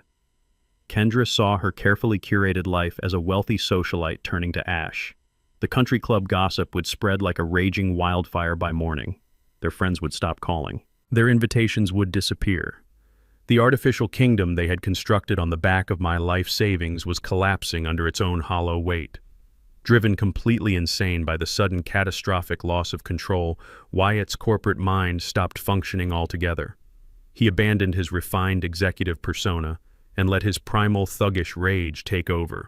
He genuinely believed I was the sole reason his access to the property equity was blocked, completely unaware of the massive offshore trap slowly closing around his neck. In his blind desperation, he decided to use brute physical intimidation to force my compliance. Wyatt reached out to a shady contact he knew from his underground gambling circles. He paid a group of local thugs with whatever remaining cash he had hidden away, ordering them to send a violent, unmistakable message to the stubborn old man. Late that night, long after the neighborhood had gone to sleep, a dark, unmarked van pulled up silently to the curb outside my modest home. 4 heavy-set men wearing dark hoodies and ski masks stepped out into the cold night air. They carried thick wooden baseball bats and heavy iron crowbars. Without a single second of hesitation, they marched up my driveway and unleashed absolute chaos. They violently swung their bats, shattering the large bay windows at the front of my house. The deafening sound of breaking glass echoed down the quiet street, shattering the peaceful silence. They smashed the porch lights, obliterating the bulbs and plunging the front yard into darkness. One of the men took his crowbar and repeatedly bashed my mailbox until it was nothing but twisted, unrecognizable metal. Before jumping back into their idling van, the largest thug stepped up to the broken window frame and yelled into the dark house. "You better sign that deed tomorrow, old man, and drop those police charges. Next time we will not just be breaking your windows, we will be breaking your skull." The van tires screeched as they sped away into the night, leaving my front porch covered in shattered glass and broken wood. Inside the house, I was completely unharmed. I had not flinched. I had not moved a single muscle. I was sitting perfectly still in the darkness of my kitchen, calmly sipping a hot cup of black tea. Resting on the wooden table in front of me was my encrypted tablet, glowing softly in the dark. Years ago, I had quietly installed military-grade, ultra-high-definition night vision cameras completely hidden within the brickwork and eaves of my house. The glowing screen displayed crystal-clear, highly detailed footage. It captured the exact license plate of the van. It captured the audio of their violent threats perfectly. And most importantly, it captured the faces of 2 of the thugs who had briefly pulled down their masks in the dark. I simply tapped a few buttons on the screen, attaching the pristine video files to a secure direct email thread with Richard and his federal contacts. The subject line read, "Intimidation and racketeering evidence, suspect Wyatt." I took another slow sip of my tea, and I hit send. The morning sun crept through the shattered remains of my bay windows, casting jagged shadows across the living room floor. I was calmly sweeping up the broken glass when my cell phone rang. It was Wyatt. I answered, putting him on speaker while I continued to clean. "Listen to me very carefully, old man. Wyatt sneered, his voice dripping with pure malice and unearned confidence. Last night was just a small taste of what happens when you cross me. You are completely out of options. I am officially cutting you off right now. You will never see Kendra again. You will never speak to Jordan again. We are wiping our hands of your pathetic, miserable existence. I have secured my promotion, and tonight I am taking my rightful place at the top of the corporate food chain. You can rot in that broken house of yours until the state finally throws you in a psychiatric ward. Enjoy your miserable life, because you are dead to us. He hung up the phone without waiting for a single response. I looked at the dark screen of my device and simply smiled. He had just delivered his own eulogy. I put down the broom and walked straight to my bedroom. It was time to permanently bury the humble carpenter and resurrect the man who actually owned the city. I drove my truck downtown, leaving the quiet suburbs behind, and parked in front of the most exclusive bespoke tailor in the financial district. This was an establishment where the starting price for a simple suit jacket was more than what most people earned in an entire month. When I walked through the heavy oak doors, the young clerk at the front desk immediately gave me a familiar, condescending look, eyeing my worn flannel shirt and faded denim jeans with obvious disdain. "Can I help you find the exit, sir?" he asked, his tone laced with polite disrespect. Before I could answer him, the master tailor, an older Italian man named Vincenzo, emerged from the back room. His eyes widened in absolute shock. Mr. Alphonse Vincenzo gasped, rushing forward and aggressively shoving the young clerk out of the way. "It is an absolute honor to see you again, sir. Please forgive my new associate. I need the charcoal three-piece suit we discussed last month, Vincenzo," I said calmly, "and I need to wear it out today." Vincenzo led me directly to the VIP fitting room, bringing out a masterfully crafted suit made from the finest imported Italian wool. The fit was absolutely flawless, tailored specifically to my broad shoulders and tall frame. I slipped on a crisp white silk shirt, securing the cuffs with solid platinum links. I tied a deep crimson silk tie around my neck, feeling the heavy, expensive fabric drape perfectly against my chest. Then I reached into the hidden pocket of my old work jacket and pulled out a small velvet box. Inside rested a vintage platinum Patek Philippe watch. It was a masterpiece of horology, an incredibly rare timepiece worth easily over $500,000, something I had kept locked away in a safe for decades. I fastened the heavy leather strap around my wrist. I stepped in front of the floor-to-ceiling mirrors and looked at my reflection. The tired, dusty old man who let his family mock him was completely gone. Staring back at me was a ruthless titan of industry, a man who possessed the raw financial power to crush empires with a single stroke of a pen. For 40 years, I had deliberately chosen to wear the uniform of a laborer. I kept the sawdust on my clothes and the calluses on my hands because I never wanted the poison of immense wealth to corrupt my family. Cecilia and I had agreed to raise Kendra with the values of hard work and absolute humility, hiding the vast real estate fortune we were quietly building in the shadows. We wanted her to love us for our hearts, not our bank accounts. But that humble facade had only made Kendra and her husband despise me. They mistook my chosen simplicity for weakness. They equated my modesty with ignorance. Wearing this bespoke suit and the priceless Patek Philippe watch was not about vanity. It was a formal declaration of absolute war. I was shedding the protective camouflage I had worn for decades. The disguise was no longer necessary because there was nothing left to protect. The family I tried to save had completely destroyed themselves through their own greed. It was time to show them the true face of the power they had so foolishly tried to steal. While I was adjusting my platinum cufflinks, Wyatt was standing in his sprawling corner office at the financial firm, completely drunk on his own hubris. He was barking orders at his assistants, ensuring that every single detail for his promotion gala was perfectly executed. He genuinely believed he had won the ultimate victory. The massive offshore loan had successfully covered his embezzlement tracks, and the threatening thugs had seemingly silenced his annoying father-in-law. He felt totally invincible. Just as he was admiring his own reflection in the office window, the double doors burst open. The firm's current chief executive officer marched into the room looking uncharacteristically panicked and completely out of breath. "Wyatt, we just received a direct communication from the Offshore Equity Trust," the CEO said, his voice trembling with sheer anxiety. "The anonymous chairman of the board, the billionaire who personally funded your bridge loan and holds the majority stake in our upcoming corporate merger, just sent an RSVP. He is attending the gala tonight in person." Wyatt's heart skipped a heavy beat, a massive wave of adrenaline crashing over him. This was the ultimate opportunity. If he could impress the anonymous billionaire who held the strings to his entire financial life, he could secure his position at the absolute pinnacle of the corporate world forever. "Tell the event planners to upgrade everything immediately," Wyatt shouted to his assistants, his eyes wide with frantic, unadulterated greed. "I want top-shelf champagne imported right now. I want a private VIP table set up right next to the podium. Roll out the absolute best red carpet we have in this city. We are going to treat this man like absolute royalty." Wyatt spent the rest of the afternoon obsessing over the seating arrangements and practicing his grand acceptance speech.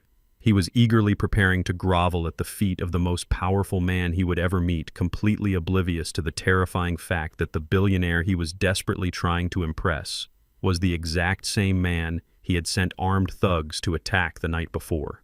The evening sky turned a deep bruised purple as the city lit up for the night. The grand entrance of the elite Heritage Hotel was swarming with wealthy socialites, corporate titans, and flashing cameras. Wyatt stood at the top of the grand marble staircase, grinning widely beside a beautifully dressed Kendra, waiting eagerly for the arrival of his mysterious corporate savior. Just as the bustling valet line cleared, a massive custom black Bentley gracefully pulled up to the curb, its heavily tinted windows gleaming under the brilliant hotel lights. The loud chatter of the wealthy crowd slowly died down as everyone turned to look at the majestic vehicle. A uniformed driver quickly stepped out and hurried around the car. He reached out, grabbed the polished silver handle, and slowly pulled the heavy door open. I stepped out of the deep, luxurious leather interior of the black Bentley, my polished Italian leather shoes making a sharp, confident sound against the pavement. The blinding flash of camera lenses immediately illuminated the dark night, capturing the arrival of the mysterious billionaire everyone had been waiting for. The photographers crowding the red carpet had absolutely no idea who I was, but the sheer gravity of my arrival commanded their frantic attention. I walked up the grand marble staircase of the Heritage Hotel with slow, measured steps, leaving the cool night air behind. Inside the main ballroom, the scene was a grotesque display of unearned excess. Towering crystal chandeliers cast a golden glow over mountains of imported white roses and tables draped in heavy silk. Waiters in pristine white gloves navigated through the wealthy crowd carrying silver trays loaded with vintage champagne and expensive caviar. Right at the very center of the room, soaking up the artificial glory, stood Wyatt and Kendra. Wyatt was holding court, laughing loudly and shaking hands with powerful senators and rival executives. Kendra stood faithfully by his side, draped in a glittering designer gown showing off her fake upper-class pedigree. They were completely intoxicated by their own arrogance, celebrating a massive victory built entirely on stolen money, endless lies, and my supposed destruction. As I approached the heavy mahogany doors of the main ballroom, the exact same burly security guard from the scholarship dinner stepped directly into my path. He crossed his massive arms over his chest, his eyes narrowing as he recognized my face. He was visibly confused by my flawless bespoke suit and the undeniable aura of authority radiating from me, but his orders from Wyatt were absolute. "Sir, I told you a few weeks ago that you are not welcome here," the guard said, raising a thick hand to physically block my entry. "This is a highly exclusive private corporate gala. I do not care how expensive your suit is tonight. You are not on the cleared family list and you are trespassing. I need you to turn around and leave the premises immediately before I am forced to call the police and have you dragged out in handcuffs." I did not stop walking. I did not even blink. I looked him dead in the eye, fully prepared to dismantle him legally if he dared to lay a single finger on my jacket. But before the guard could even shift his weight, a panicked, breathless voice echoed loudly from across the crowded marble foyer. "Stop right there!" the voice screamed, echoing off the high ceilings. "Do not touch him." The current chief executive officer of Wyatt's financial firm, a towering man named Bradley, came sprinting through the elegant lobby like his life depended on it. His face was completely pale, sweating profusely, his eyes wide with sheer, unadulterated terror. He pushed the massive security guard aside so forcefully that the burly man stumbled backward against the velvet rope. Bradley practically threw himself in front of me, breathing heavily as he frantically adjusted his crooked silk tie. Without a single second of hesitation, the powerful CEO bent forward in a deep, reverent bow, lowering his head almost a full 90 degrees in a display of absolute submission. Mr. Alphonse Bradley gasped, his voice trembling with a chaotic mixture of profound awe and sheer panic. "We are so incredibly honored to have you here tonight. Please forgive this absolute imbecile." He had absolutely no idea who he was speaking to. I am so deeply sorry for this unacceptable disrespect. I looked down at the CEO of the multi-billion-dollar corporation a man Wyatt worshipped and feared above all others. The security guard's jaw dropped to the polished marble floor, his face draining of all color as he realized he had just threatened to violently assault the most powerful man in the entire building. "Lead the way, Bradley," I said, my voice cold, deep, and commanding. As Bradley frantically gestured for me to follow him into the grand ballroom, a powerful, overwhelming wave of vindication washed over my spirit. The absolute contrast between this glorious moment and the decades of quiet, bitter humiliation I had endured was staggering. I thought about all the awkward family dinners where Wyatt had deliberately seated me at the far end of the table, treating me like a burdensome, uneducated charity case. I remembered Kendra rolling her eyes whenever I spoke about my long days working on the dusty construction sites, acting as if my honest, back-breaking labor was a dirty family secret she had to constantly sweep under the rug. They had looked at my calloused hands and saw only poverty, ignorance, and weakness. They genuinely believed that a black man who worked with raw wood and rusty nails could never possibly comprehend the sophisticated high-stakes world of corporate finance and elite wealth. Their blinding prejudice and unearned superiority had been their ultimate downfall. They had fundamentally mistaken my profound humility for a lack of power. Now that exact same power was about to crush them under its immense, inescapable weight. I walked through the towering mahogany doors, stepping directly into the golden, glittering light of the crowded ballroom. Bradley walked slightly ahead of me, frantically waving his hands to clear a wide path through the dense sea of guests. "Make way!" Bradley announced loudly, his voice cutting sharply through the elegant classical music and the buzzing chatter of the wealthy elite. "Please make way for our distinguished guest of honor." The massive crowd of high society socialites, influential politicians, and ruthless corporate sharks slowly parted like the Red Sea. Hundreds of eyes turned toward me, murmuring in hushed, curious whispers. They saw a tall, imposing man in a flawless, bespoke Italian suit radiating absolute, undeniable authority. They did not see an old, broken carpenter. They saw a titan of industry arriving to claim his rightful throne. At the very center of the room, right next to a towering, glittering ice sculpture and a long table overflowing with imported champagne, stood Wyatt and Kendra. They had been in the middle of a boastful toast, their crystal glasses raised high in the air. As the massive crowd parted and the sea of guests moved respectfully aside, their eyes finally landed directly on me. The transformation was instantaneous and utterly spectacular. Wyatt's smug, triumphant smile froze completely, sliding off his face like wet, melting clay. His arm, still holding the crystal champagne flute, began to shake violently, spilling expensive alcohol onto the polished floor. Kendra completely stopped breathing. Her eyes widened to the size of saucers, completely incapable of processing the impossible image standing right in front of her. She looked at my perfectly tailored wool suit, the priceless platinum watch gleaming under the chandeliers, and the absolute terrifying deference being shown to me by the CEO of her husband's firm. They stood completely paralyzed, turned to solid stone by the sheer terrifying impossibility of the scene. The frail, senile old man they thought they had terrorized and beaten into submission was standing in the center of their ultimate victory party. Wyatt took a trembling, incredibly unsteady step forward, the crystal glass rattling loudly against his gold wedding band.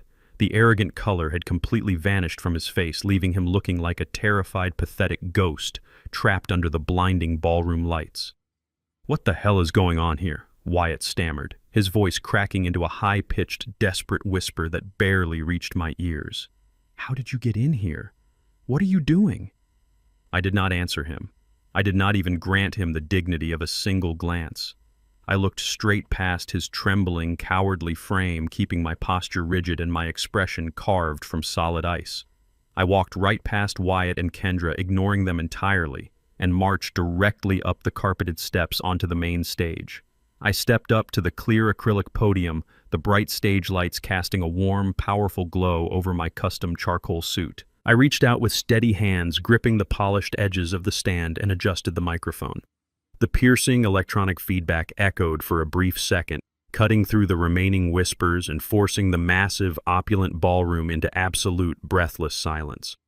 I looked out over the sea of faces.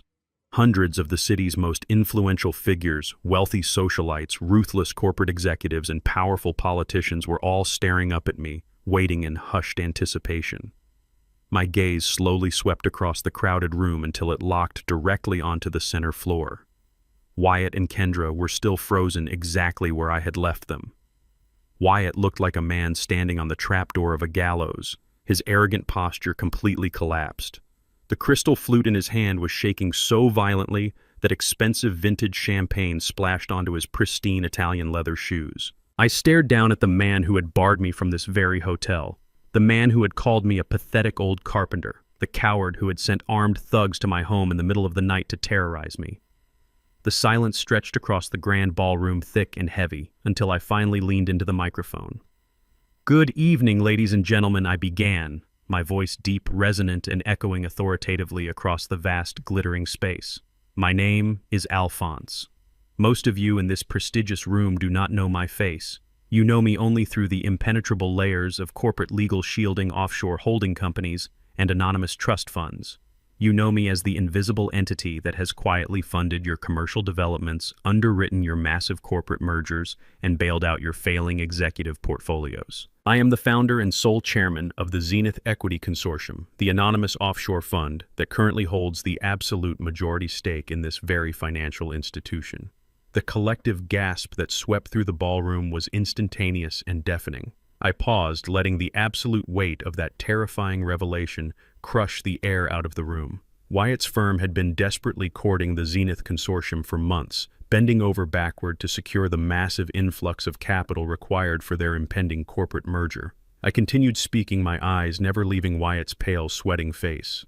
I built my fortune the hard way with calloused hands, relentless physical labor, and an unyielding commitment to personal integrity. I spent 40 years investing quietly in commercial real estate, building a massive empire entirely in the shadows, because I believed that true wealth does not need to shout for attention. I chose to remain invisible to protect my family from the very greed and corruption that currently infests rooms exactly like this one. But recently, I have been forced to step completely out of the shadows. I am the man who actually funded the $500,000 scholarship endowment that certain individuals stood on this very stage and falsely took credit for. Furthermore, I am not just the primary investor in your upcoming corporate merger. I am the sole anonymous creditor who recently purchased all outstanding corporate and private debt for several of your senior executives. I own the absolute controlling interest in this firm. The executive chairman position, the very seat that the man of the hour, Wyatt, is desperately waiting to claim tonight, belongs entirely to me. I dictate exactly who sits in that coveted chair. I dictate exactly who runs this company. And I dictate exactly who gets utterly destroyed. The entire ballroom erupted into a chaotic symphony of shocked murmurs, panicked whispers, and stifled gasps of horror. I watched from the elevated stage as the absolute crushing reality of my true identity washed over the terrified crowd. The very same people who would have sneered at me on the street just hours ago, the same elite snobs who had likely laughed at my working-class clothes or dismissed me entirely because of the color of my skin, were now staring up at me with profound, unadulterated fear and deep reverence. High-powered executives who had previously ignored me at family functions now bowed their heads, desperately trying to avoid my direct gaze, terrified that I might recognize them and liquidate their careers with a single brutal phone call. The sheer sickening hypocrisy of the high society elite was put on magnificent display right in front of my eyes. They worshipped money and power above all else, and standing before them was the absolute embodiment of the financial power they idolized. The snobbish, racist veneer was entirely stripped away, leaving only naked, crawling submission. I was no longer the invisible, uneducated black carpenter they could comfortably mock and exclude from their tables. I was the financial Grim Reaper holding the scythe over their entire industry, and they finally knew it. Down on the polished marble floor, the suffocating reality of his total destruction finally pierced through Wyatt's paralyzed shock. His calculating brain finally connected the horrific dots. He realized that the anonymous billionaire he had legally pledged his entire portfolio of corporate shares to the ruthless, faceless creditor who now owned every single aspect of his professional and personal existence was the exact same father-in-law he had relentlessly tormented, humiliated, and tried to forcibly kidnap. The sheer magnitude of his fatal, arrogant miscalculation broke him completely. Pure, unadulterated desperation took over his body. Wyatt shoved his half-empty champagne flute onto a passing waiter's silver tray, nearly knocking the young man over, and stumbled forward blindly. He aggressively pushed his way through the stunned parting crowd, his previously immaculate custom tuxedo now looking completely disheveled, his expensive silk tie hanging crookedly around his neck. Behind him, Kendra stood completely paralyzed, her hands covering her mouth in sheer horror as she watched her husband fall apart. Wyatt practically crawled to the edge of the carpeted stage steps, looking up at me with wide, bloodshot, pleading eyes. Alphonse Wyatt stammered his voice loud enough for the front rows of wealthy politicians and board members to hear, desperately trying to project a pathetic, strained friendliness. "Dad, please. There is a massive misunderstanding here. We need to step off this stage and talk privately in the back room right now. We are family. This is just a terrible miscommunication between us. We can fix this right now. Please do not do this in front of everyone." He raised his shaking, clammy hands, gesturing frantically toward the hundreds of industry peers, board members and rival executives actively watching his spectacular public meltdown. He was begging me to preserve his fake reputation, desperately trying to construct a false narrative where this was just a quirky family dispute rather than the complete apocalyptic obliteration of his life.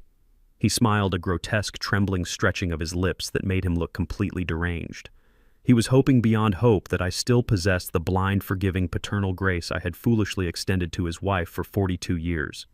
He actually believed he could manipulate me one last time to save his own skin. I did not lower the microphone. I did not step away from the acrylic podium. I did not offer him a single ounce of the mercy he had so brutally denied me. I simply reached inside the breast pocket of my tailored suit jacket and pulled out a thick, heavily sealed legal envelope provided by Richard. I held it up high under the glaring stage lights for the entire ballroom to see. The room went dead silent again, the tension so thick it felt like the air itself had solidified. I looked down at the pathetic, sweating man begging at my feet, my voice ringing out across the grand hall with absolute, chilling finality. "We do not have a family misunderstanding, Wyatt." I stated my words, cutting through the heavy silence like an executioner's polished steel blade. "We have undisputed, fully documented evidence of a federal crime." The atmosphere inside the grand ballroom instantly dropped to an absolute freezing standstill. You could hear a single pin drop on the polished marble floor. Hundreds of the city's most elite, powerful figures completely stopped breathing, their eyes darting between the thick legal envelope in my hand and the broken, sweating man groveling at the bottom of the stage steps. The lively classical music had been abruptly cut off moments ago. The clinking of crystal champagne flutes had ceased entirely. The wealthy socialites and ruthless executives who usually controlled every room they entered were now paralyzed by the sheer terrifying gravity of the moment. They were witnessing the brutal, unscripted execution of one of their own, and no one dared to intervene. Wyatt stared up at the sealed envelope, his pupils completely dilated with pure, unadulterated terror. The arrogant, untouchable corporate predator had been completely stripped away, leaving behind nothing but a hollow, desperate shell of a man. His mouth opened and closed silently, gasping for air that his panicking lungs refused to process. He knew exactly what was in that envelope. He knew that the flawless fake kingdom he had built on a foundation of stolen money and deceit was about to be publicly incinerated in front of the exact people he worshipped. I broke the heavy wax seal of the envelope with a slow, deliberate tear, the sound echoing sharply through the microphone. I pulled out a thick stack of certified financial records, forensic accounting reports, and legal affidavits prepared by Richard's elite team. I did not raise my voice. I did not need to shout. My calm, authoritative tone commanded the absolute attention of every single person in the room. Inside this envelope is the documented proof of a multi-million-dollar corporate embezzlement scheme, I announced, holding the papers up for the board of directors seated in the front row. Over the past year, the man standing before you, your prospective chief executive officer, systematically drained massive amounts of corporate capital from his own firm to cover his disastrous personal investments and underground gambling debts. A collective gasp rippled through the front tables.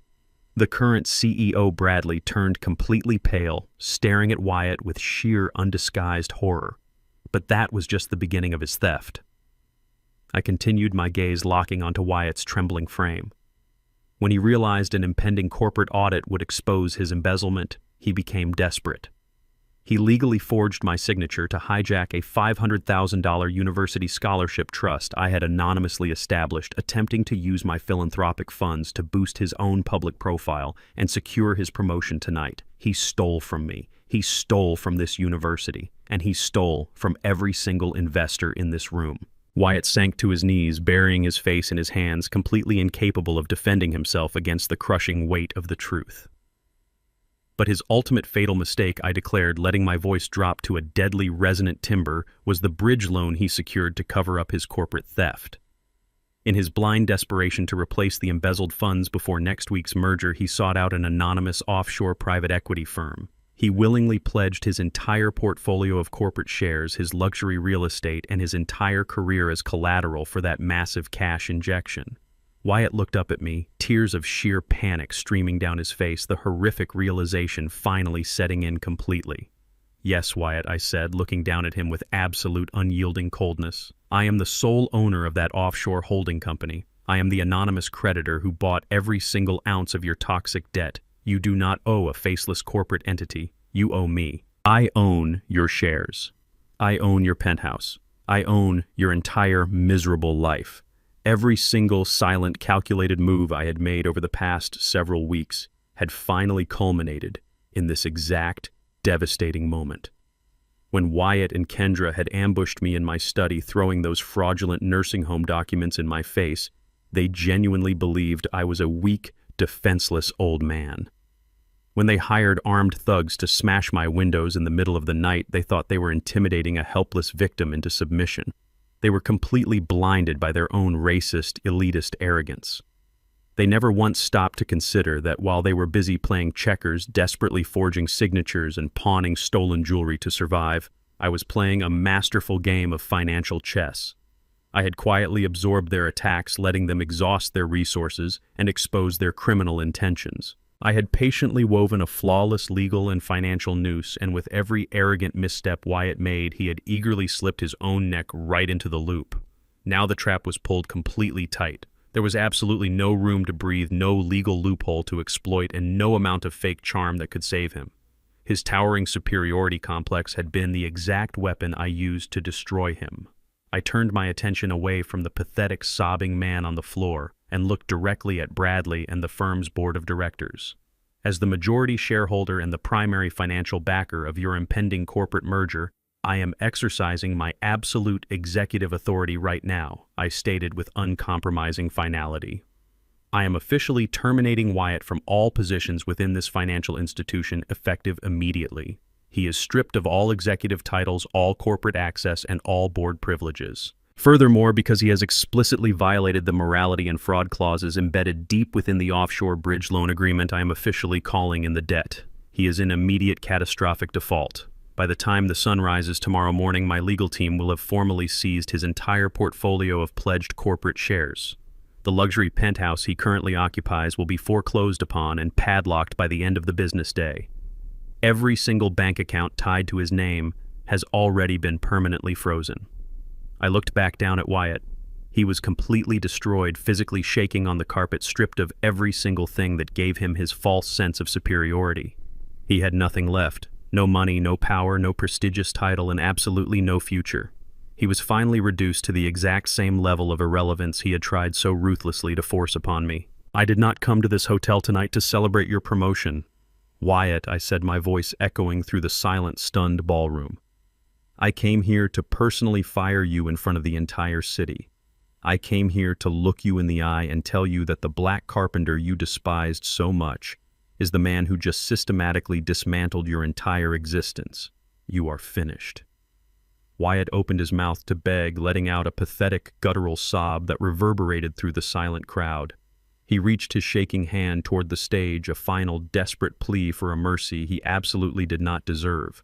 But before he could even form a single coherent word, a sudden, blinding flash of light cut through the tension. Sharp alternating strobes of brilliant red and piercing blue illuminated the towering frosted glass windows of the grand ballroom, casting frantic shadows across the faces of the terrified elite. The deafening wail of multiple police sirens pierced the night air outside the hotel, before anyone in the room could fully react. The heavy mahogany doors at the back of the hall were violently kicked open. A team of heavily armed federal agents stormed inside. The lead federal agent marched straight down the center aisle, his badge held high, flanked by 4 heavily armed operatives. The crowd of elites parted instantly, desperately avoiding any association with the disgraced executive. Wyatt did not even try to run. His legs completely gave out beneath him. Two agents hauled him up from the carpet by his armpits, violently twisting his arms behind his back. The sharp metallic click of heavy steel handcuffs echoing through the silent ballroom sounded like a vault door slamming shut on his life. "You are under arrest for wire fraud, corporate embezzlement, and aggravated identity theft," the lead agent announced, his voice booming with absolute authority. "You have the right to remain silent, which I highly suggest you use." Wyatt was dragged backward, his custom tuxedo bunching up awkwardly around his shoulders. He was paraded directly through the center of the room, forced to look into the eyes of the very people he had spent years trying to impress. The politicians, the wealthy investors, the socialites, they did not look at him with pity. They looked at him with sheer unadulterated disgust. The golden boy of finance was nothing but a common thief being hauled away in disgrace. "Dad," a frantic, cracking voice shrieked from the back of the room. Jordan pushed his way through the stunned crowd, his face completely pale, and his designer clothes wrinkled. He lunged toward the federal agents, raising his hands in a pathetic, desperate attempt to stop them from taking his father away. "Get off him!" Jordan yelled, thrashing wildly. "Do you know who we are?" One of the agents did not even blink. He simply planted a solid, unyielding hand firmly against Jordan's chest and shoved the 20-year-old backward. Jordan stumbled and hit the polished marble floor hard, scrambling backward as the agent shot him a lethal warning glare. "Interference with a federal arrest is a felony, son," the agent warned sharply. "Stand down right now." Jordan froze, his false bravado immediately evaporating, replaced by the terrified realization that his family's wealth could no longer shield him from the consequences of the real world. He sat on the floor, weeping helplessly as they hauled Wyatt through the heavy mahogany doors and out into the flashing red and blue lights of the night. With Wyatt completely gone, the crushing reality of the situation finally slammed into Kendra. The impenetrable, arrogant shield she had worn for decades shattered into a million irreparable pieces. She looked around the ballroom, seeing the sneering, judgmental faces of the high society wives she had desperately tried to emulate. Then her eyes darted back to me, standing tall and immovable on the stage. She let out a horrific guttural wail, a sound entirely devoid of human dignity. She stumbled forward, her expensive designer heels tangling in the heavy silk of her lavish gown. She completely collapsed at the base of the carpeted stairs, crawling on her hands and knees until she reached my feet. The glamorous elite socialite was entirely gone, replaced by a desperate, groveling parasite. She threw her arms around my ankles, gripping the fabric of my tailored trousers with bruising force. "Dad, please," she sobbed hysterically, her tears soaking into my shoes, completely ruining her immaculate makeup. "Stop this. Tell them to stop. Call your lawyers and make it go away. We are your family. I am your only daughter. You cannot let them take everything." "Please, Daddy, I will do anything. I am so sorry. I am so sorry. We were just stressed. We were just confused. You cannot leave us with nothing," she wailed, pressing her face against my legs, begging for the very same mercy she had ruthlessly denied me just days prior. I looked down at the top of her head, watching her shake with violent, agonizing sobs. For a brief, agonizing fraction of a second, the heavy, impenetrable armor around my heart cracked.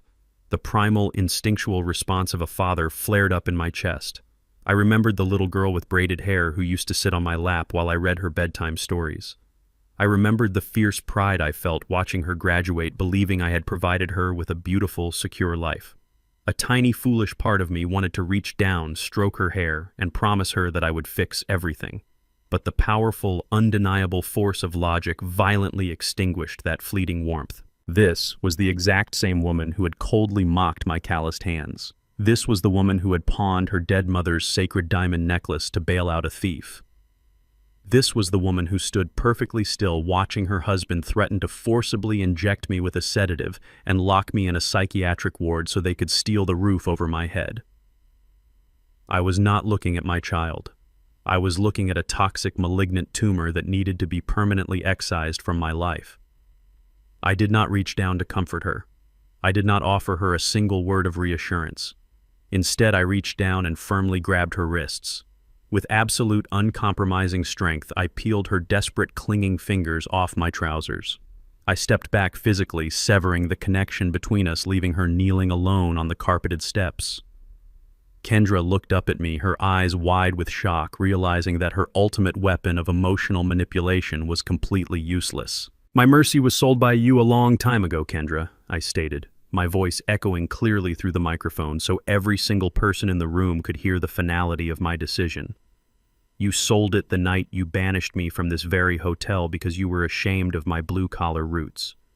You sold it the day you drained my retirement accounts to fund your vacations.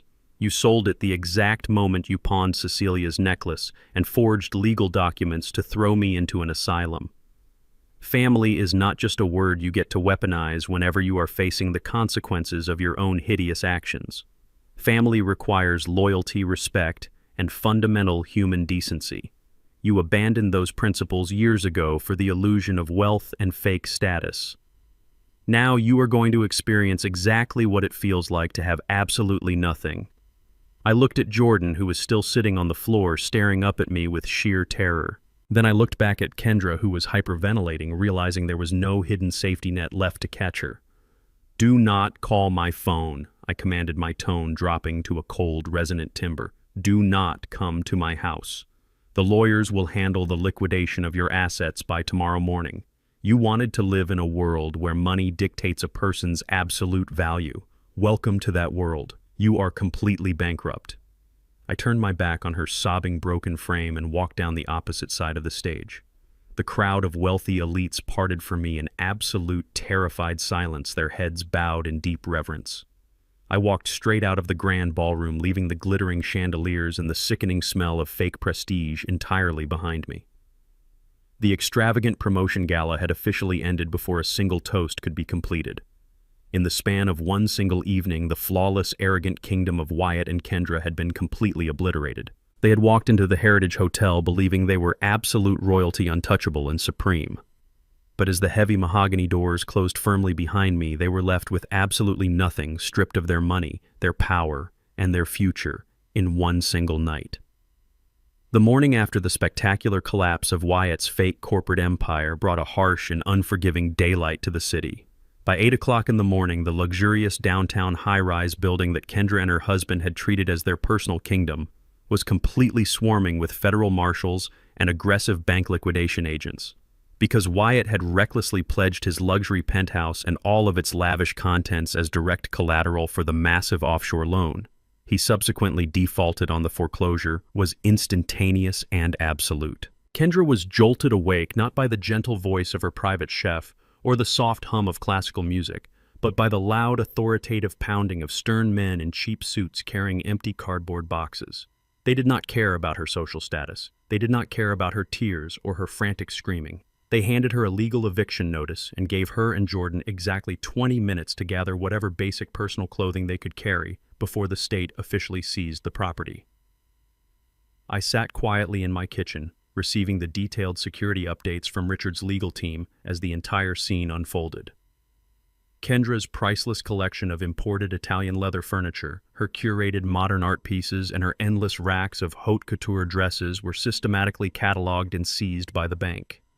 The few hastily packed suitcases she and Jordan managed to salvage were unceremoniously dumped onto the cold, wet pavement outside the towering glass lobby. Passers-by, the exact same working-class people Kendra used to look down upon from her towering balcony with sheer disgust, now stopped to stare at the disgraced socialite sitting on the curb next to her weeping, terrified son.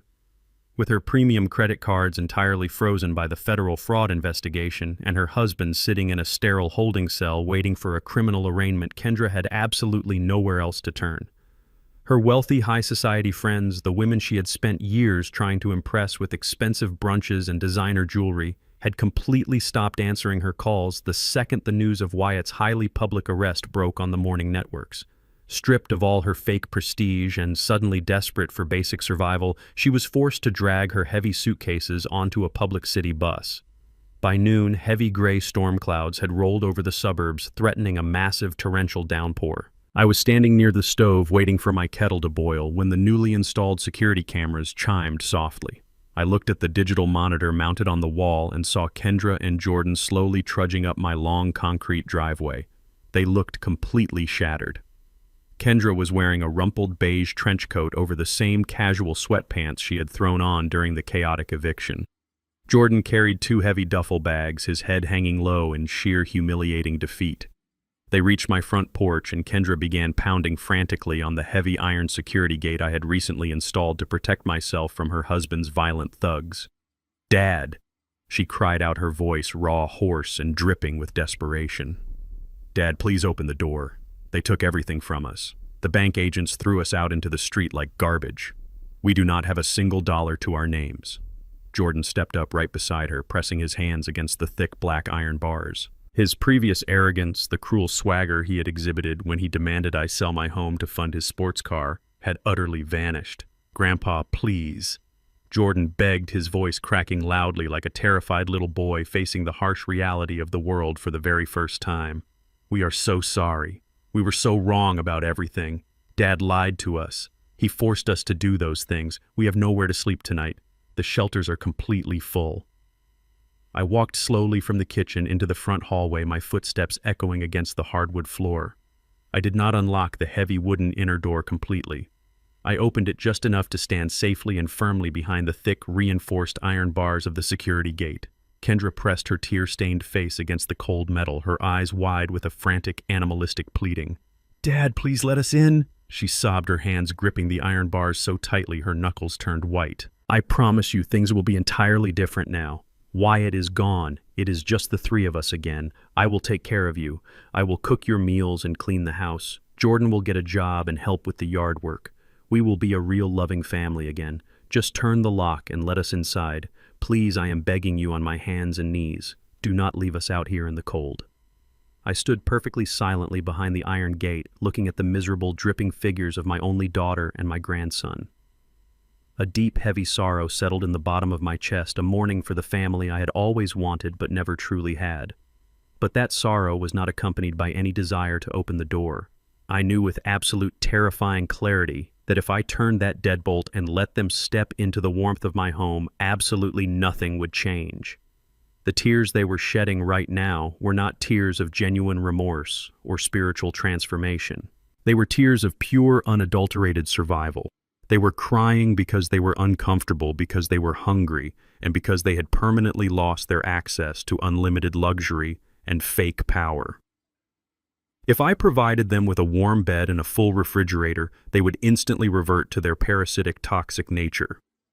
They would spend their days sitting on my couch, secretly plotting how to manipulate my offshore accounts, waiting patiently for my heart to stop beating so they could finally inherit my empire.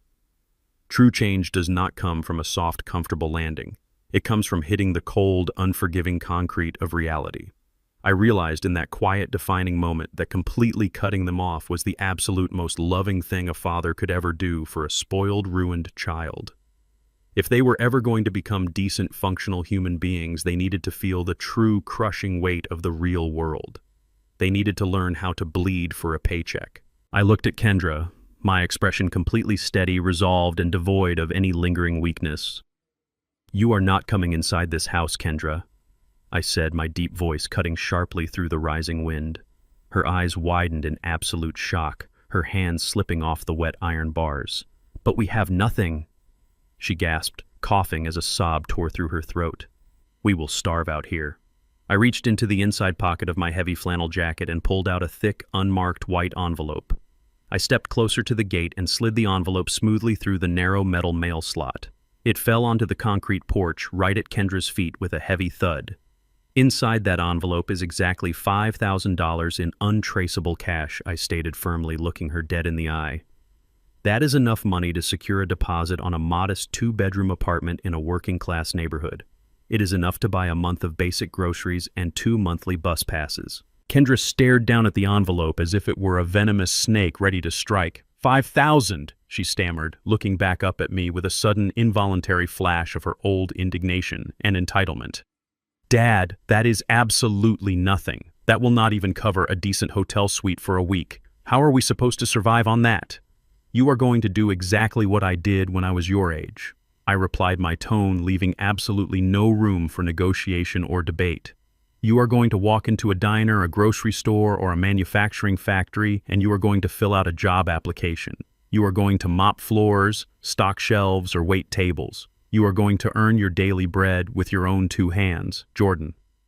You are going to find a grueling shift at a mechanic shop or a shipping warehouse. You are going to pay off your own legal restitution without a silver spoon in your mouth. This envelope is the very last financial transaction that will ever take place between us. Do not ever return to this property. Do not attempt to contact my lawyers, and do not ever mistake my silence for weakness again. I did not wait for her to argue.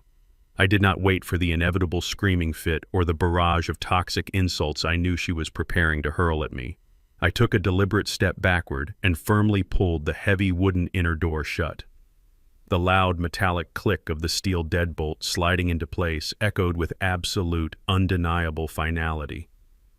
I walked away from the foyer, severing the toxic parasitic bond forever. Outside, the dark gray storm clouds finally broke open. A torrential, freezing downpour began to wash over the quiet neighborhood. Kendra sank to her bare knees on the hard, wet concrete of my front porch. She clutched the white envelope tightly to her chest, her clothes instantly soaked by the freezing rain. She threw her head back and screamed into the storm, her desperate, agonizing wails completely drowned out by the roar of the thunder as the terrifying, inescapable reality of her new, impoverished life finally began. 6 months passed since that torrential downpour washed away the final remnants of my old life.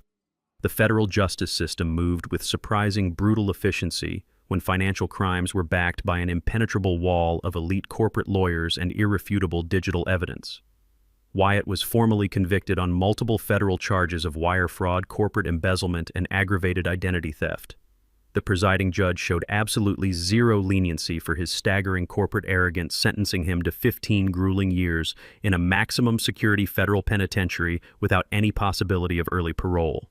His custom-tailored designer suits were permanently traded for a standard-issue orange jumpsuit, his corner office replaced by a concrete cell. Kendra, entirely stripped of her fake socialite status and drowning in the crushing reality of her new impoverished life, eventually had to find actual employment. My former high society daughter now worked the grueling graveyard shift as a cashier at a 24-hour grocery store on the rough edge of town, scanning barcode after barcode under harsh fluorescent lights just to pay the rent on her tiny rundown apartment. Jordan's grand theft auto charges were eventually reduced to strict probation, but he was legally ordered to pay massive financial restitution to the courts. The entitled boy who once demanded I sell my home to fund a luxury sports car was now spending his exhausting days covered in thick grease and engine oil working as a heavy loader and apprentice mechanic at a local auto repair shop.